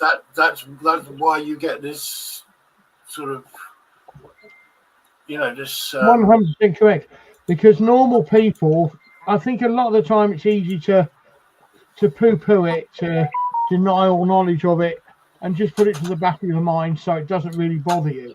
Because if you really thought about it and there could be aliens out there, I think it would be quite scary. And not to us, because we approach it, we head on. But I think normal people, it's such a out of their routine, out of their box sort of thing. It's quite concerning that an alien craft could be flying somewhere above them. So they'd sooner just put it down. And they put it down whatever way they wish. I mean, I still keep thinking about the time when I went to Wales overnight, and what I saw was quite terrifying. It really was. Were you in the Brecon Beacons? No, it was not far from Pembroke. Oh, okay. But it was right on the sea. Which fear of ridicule is the only strong impact of encounter. Yeah, it was very well said, Rich. Very well said, mate. Very well said. Thanks for that. That's is it so? Do you encounters? I mean, you follow that. You've obviously so forth. But I mean, what I saw, it still haunts me to this day. Of the circumstances. I mean, I think I told you I used to stay in Wales every week, and I'm delivering an area I'd never been before, and I dropped the or collected or delivered, I can't remember, but on the way there I'd seen, this was probably about 6 o'clock, so I'm running over and I've seen this motel on the right hand side, pub and a few sort of huts. And on the way back I called in and it's like I couldn't find anyone, so I went in the pub. I went, do you know where they are? Oh yeah, you come here. How much is it night? About 40 quid or something. I went, have you got any? Oh yeah. Anyway, he took me down to the it was like an old Wild West sort of thing. They're all in a row going around this sort of road, and anyway, he took me down quite a way down, and he went, here you go, and you walked in and you had your bathroom in the room to the left, and you came round, you had a little kitchen and your bedroom at the back. And all I remember is at the back, it was like little wood huts, and at the back, you had a balcony on it as well, at the front. At the back, you just had 2 windows, single glazed, overlooking fields. And that's all it was, like corn fields. And anyway, I'm first back to the pub. So I've just gone back to the pub, had scampi and chips. There was one other guy staying there. That was all it was on. There was football on. I had about 3-4 pints. So I decided to go back to me little shed. You know, gone to my shed, I had a shower, sat down, nothing on TV. So I thought, bugger it, I'm going to go to sleep. Anyway, there was, I suppose it was summertime. Yeah, it would have been. All of a sudden, I've woken up to this. I've heard the tail end of it, and I'm like, I don't know, probably about 11 o'clock at night, and I'm like, oh, bugger it, I'm going back to sleep. Next thing I know, I've woken up again. What was that? And next thing, there's just flashes at the back windows, through the curtains and whatever. I thought, oh, it's lightning, but I couldn't hear any thunder. Then I heard bang. Anyway, I thought, oh, it's about 12:30. I need to sleep. I'm driving again tomorrow. I'm back to sleep. Woken up again about 1 o'clock. And this time I've opened the curtains and I've looked out, and there's these flashes and whatever all around, and from the sky and everything. The rain's coming down, and then it's just dried up, and the flashes are still going on. And then there was a few bangs, and then I'm watching this. And right over the back, I saw these figures. And they were walking around the edge of this field. But they were kind of stooped over. And quite, I'm telling the quick story because I'm going to finish the live in a minute anyway, yeah? I can tell you the longer one like next week, maybe, yeah? But they sort of stooped over, they're moving things around. And I know there was this really bright light they were walking to and from. I couldn't see anything really in it, but it was a really bright light, and there were flashes, and it just wasn't normal, and you felt it wasn't normal, and it felt like time had stopped. And I kept putting the curtains down and looking out. No, it's still there. It's still there. Now I'm thinking to myself, I wouldn't get in the van because I've had like 3-4 pints of lager, and I won't drink drive. I wanted to run away. The van is sort of like up there. I've walked down to this. It's pitch black outside. What's the point in me going outside in the first place? I'm safer keeping in with the lights off, which I did. And I'm knelt down at this window watching these figures. They weren't human, I can assure you that. They were too long and bent and sticky and bent over. Watching these figures, probably about 7 or 8 of them, walking back and forwards along this sort of fence and down the side and whatever. I thought, my God, they're coming this way. And then all of a sudden, this light just seemed to go, poof, gone. And it all ended. And that's still in my head today. Did I really see it? It's the first thing we all do, isn't it? Do you think they maybe used thunder and lightning as a cover for what they were doing? They could have well done. If there's like aliens, do you think they use like the lightning and like thunder and lightning as a cover, so Good people theory. thought, oh, it's just thunder and lightning, and closed the curtains and went back to bed, and that was sort of like their cover for what they were doing. Or did they create the thunder and lightning? Yeah, maybe. Yeah, just as their cover. So, it sort of like disguised what they were doing. So if anyone thought they were all bang, oh, it's just thunder and lightning, go back to bed, Yeah. But it wasn't. They were doing something. I don't think to start with it was thunder and lightning. I think that there were funny colour flashes. And then there was a bit of thunder and lightning. Then there was a bit of rain. And then it all seemed to stop. But the flashes were still going. But I think you could be right there, Julia. It's, what a great time to shoot someone during a thunder sound. You know what I mean? Yeah. It's the same thing. If you're going to do that, if you're going to have a bright light, why not do it during the lightning? Yeah. It's like the art of distraction, isn't it? While you're watching the thunderstorm, you're not watching what's going on somewhere else, are you? Aren't you? Looking at the lightning. Yeah. You're not watching what's going on in the ground, are you? We get some great ones down here that come over from the continent. And you'll probably see them if you're down in your van, Paul, yeah? Yeah. They come up the channel and bounce around the channel and come to the Isle of Wight and bounce again. And we've been sat there on Hayling Island eating fish and chips, haven't we? Outside at a bench table, no rain or anything near us, but you can see the rain over the sea, and you can see the lightning striking the sea and all the flashes and whatever. And it's like watching the best light show in history. It's amazing, it really is. Or you get loads of people drive down the seafront at 1, 2 in the morning to watch the thunder and lightning, because it's just so amazing as it's coming over the solar. You can see it coming over from France, can't you? See it from miles. I did this once in Suffolk, where my sister lives in Felixstowe, and she said, "There's a storm coming. We'll go and sit on the beach and watch the storm." And even, when the lightning struck the water, you can actually see the silhouettes of all the big ships sitting out on the horizon. The most amazing sight. The most amazing sight you ever see. You see these massive silhouettes of the boats in the sky, and it's just incredible. Yeah, it's incredible, isn't it? You can see the silhouettes of the ships, the clouds. Yeah. It's not Armageddon's coming. It's coming. Yeah. It's the most amazing light show. But that's a good point, isn't it, V? We are actually getting onto this as we speak. We've Daniel, who is normally on here, he found some DNA in part of the West Country. He sent off and was confirmed as Old World Monkey. It's V, John Downs, Richard Freeman, top guys in the UK and the cryptids, have all investigated it and so forth.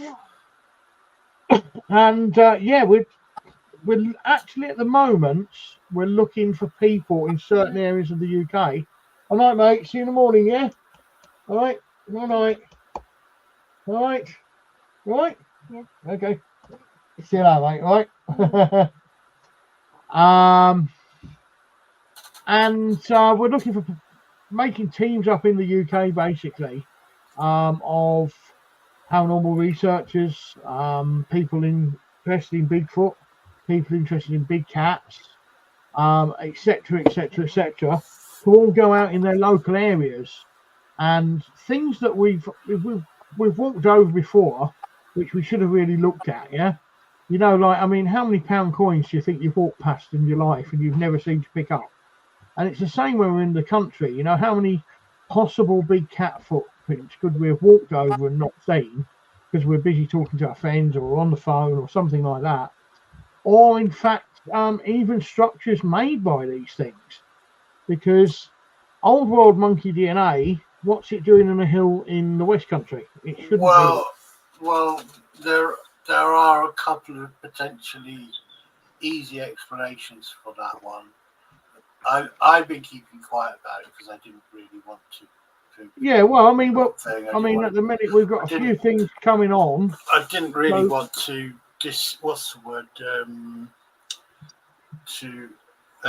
affect Daniel's eagerness by saying, well, it could be this. It's kind of like the footprint that he got when he showed it to Richard, and Richard said, well, it's far too indistinct to say anything about it, really. But there are 2 zoological gardens within a matter of miles of the place, and it's quite possible that a zookeeper or somebody visiting the zoo in Bristol could have taken their dog through. Dog could have picked up some shed DNA because it just blows around in the wind because they've got old world monkeys. And then it could have just shed that DNA as it was going through that place, because the place where Daniel actually does his research is a very, very popular dog walking area, and this is within 20 miles of the Bristol Zoo, I think. So it's, to me, it's not overly compelling, but it's interesting. It is interesting. We've got interesting, and he's very he's very into very it. keen, very keen. Yeah, you should be and encouraged. I mean, I'm there, at the minute on the team and so forth. I mean, to me, Bigfoot is a new thing. I've been interested in it for the last 4 or 5 years because I mean, I've been up Clapham Woods, and that was the first time I noticed any sort of what you could call tree structures. And I mean, at the end of the day, what he's doing, he's a 14-year-old kid. It's quite inspiring that somebody of his age, can he's I mean, he's autistic as well, and he can actually go on, create an event like that and so forth. And you've got to admire him for that. Yes, I do. And I mean, I know, V, that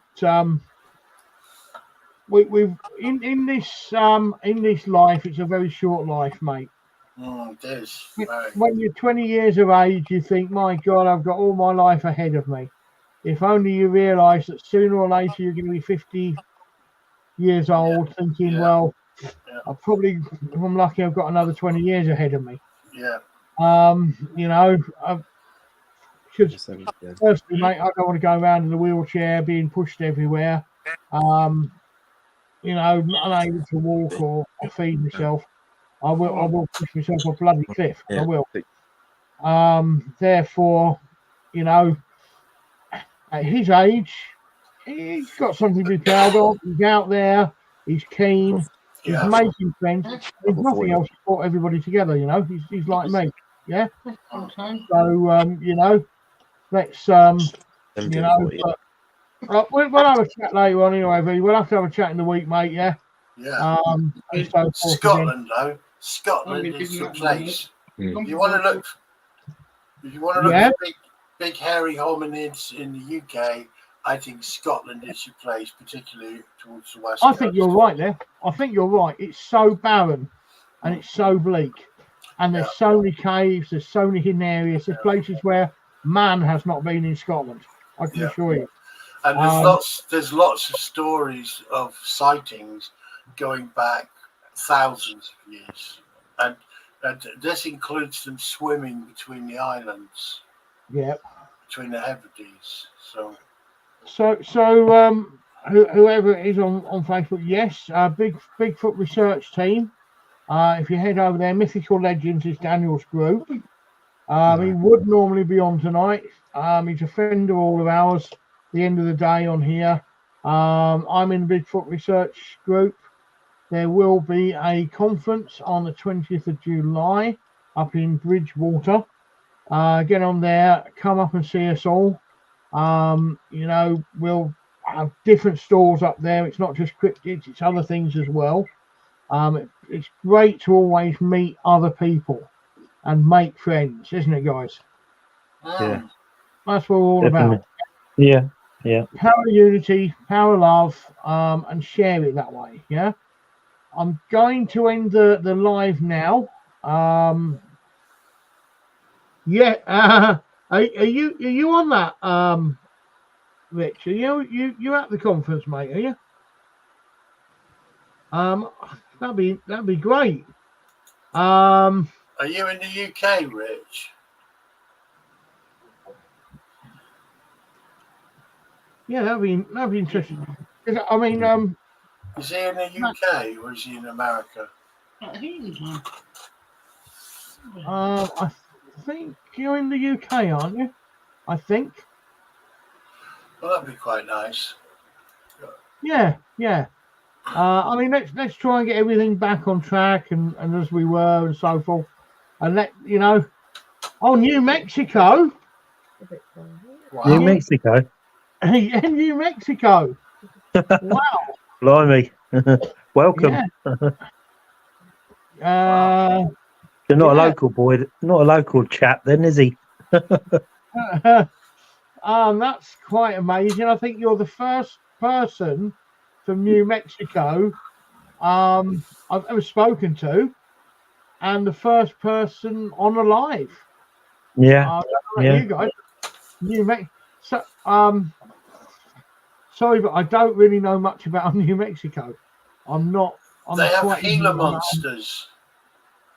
What monsters? They have Gila monsters. Do they? That's Gila with a J because it's Spanish. Right. Gila monster, which are venomous lizards. They go up to about 3 or 4 foot long. Well, is that right, Rich? I mean, do you have many of them running around, mate? I mean, what's it like? They live in the desert, and you know that stuff that we take for diabetes. What's it called?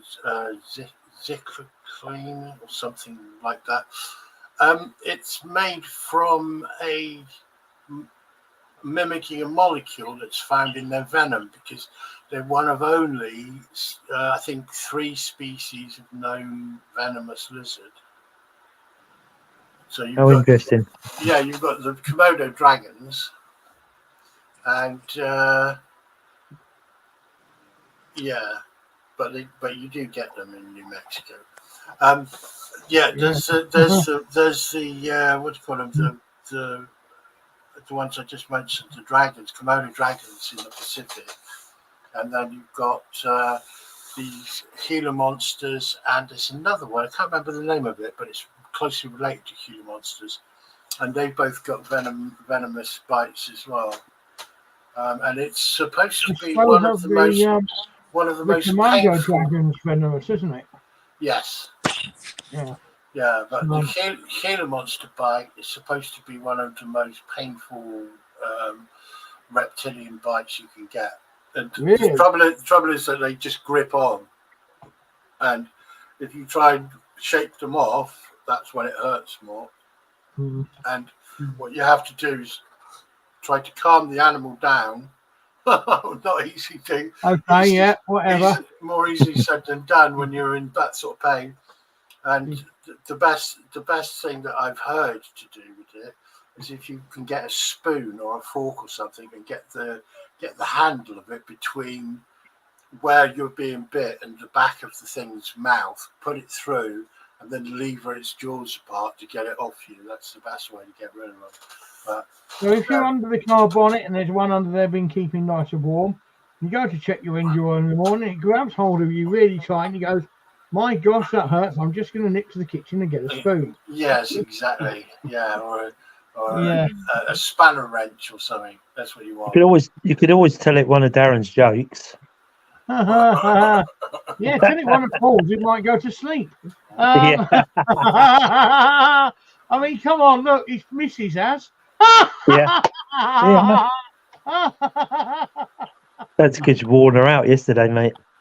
Yeah, walking up that hill, mate. Yeah. Terrified by his driving on the way back. Yeah. Yeah. Nothing wrong with that. So when are you guys going back to the Abbey? Well, Jackie has actually messaged me on the chat. She's looking at going back. That was one of the phone calls I should have made tonight. I don't know if you can message Jackie and say Darren forgot, but Jackie and who else? But she says they're looking at doing a paranormal there. So she'd like me and some of the rest of the team to be there. I think it's around the 19th of February. It'd be good if you could video it. That would be brilliant. Yeah. Let's have a quick butchers. It's on here somewhere. I've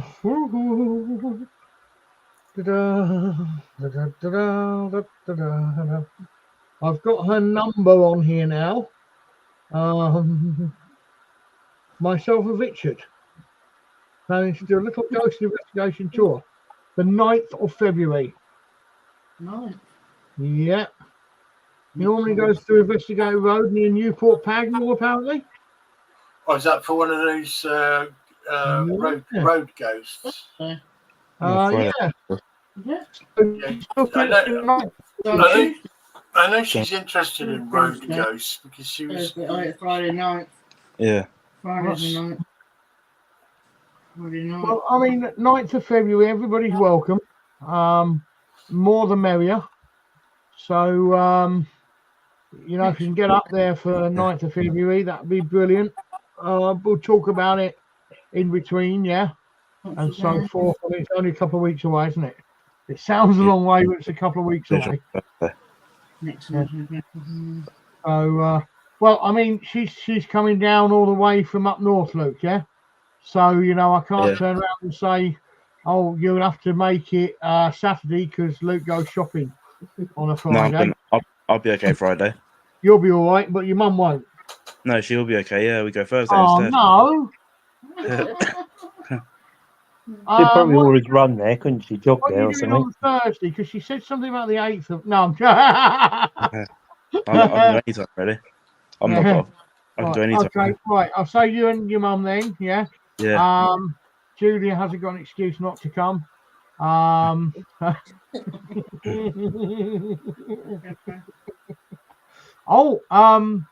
Wednesday, the stargazing is on the Warrior, Julia. Did I tell you that bit?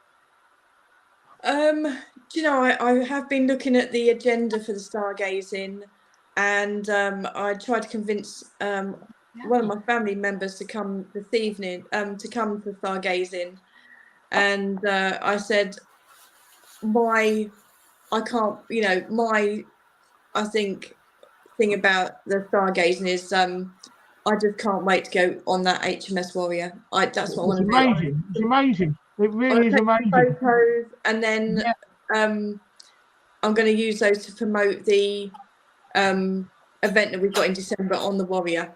So that is my that's my, you know, I just can't wait to get on that. I want to be on the ship.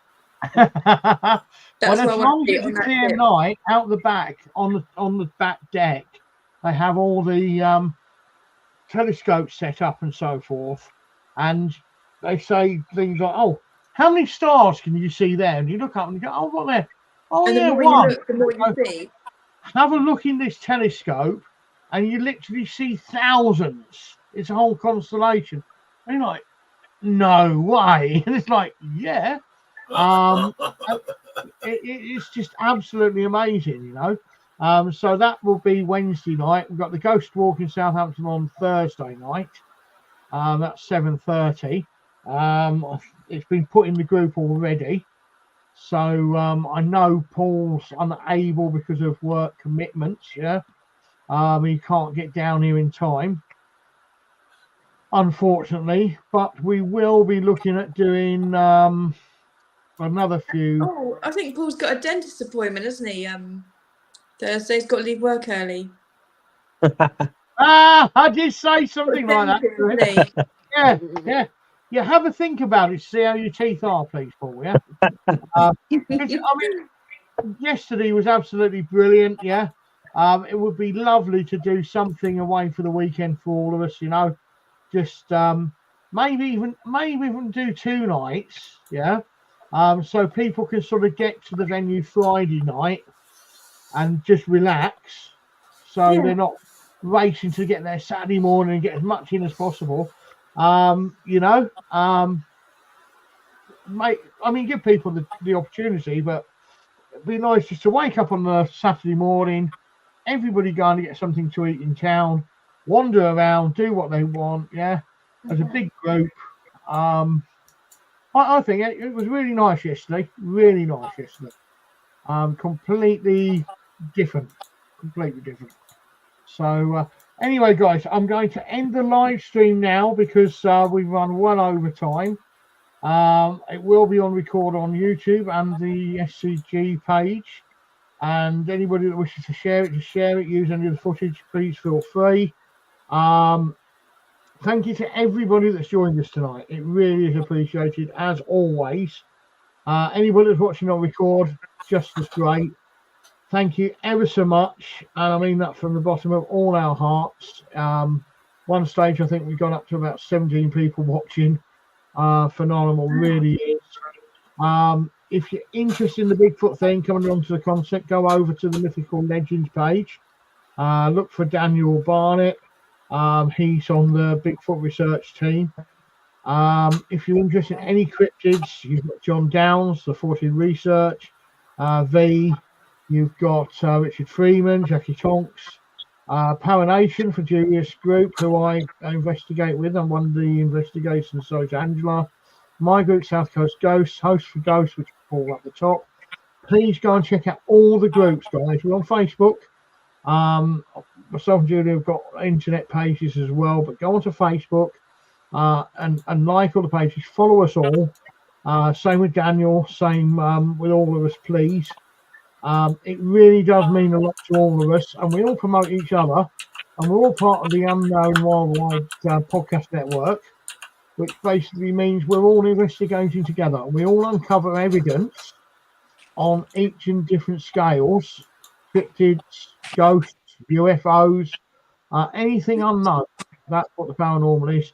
And together we make one big happy family, which is Puppy. But thanks everybody for watching us tonight. And anybody got anything else they want to say? Yeah, where's Simon's group? Oh, Simon's part of Paranation. He's quite a dominant member of staff.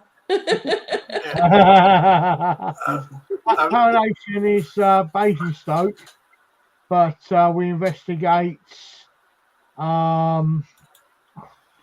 Well, we're down to Somerset Saturday. Yeah, that's Paranation. And right the way. Where's the furthest east we head, Julia? Probably Arundel, Sussex. Yeah, Arundel, yeah. And then we go up as far as, I think, Warwick. So yeah, Warwick. A big circle. Down to Portsmouth. We've been up to Reigate. We've been Kent. Where did we go in Kent? Yes, those that place over in Kent we went. I can't remember what the name of it was. Chatham. Yes, that's where we went. So yeah, it's quite a wide circle. And Essex. We've been to Kelvedon Hatch, Essex. So it's quite a wide circle we do. Can you send me a link for the YouTube?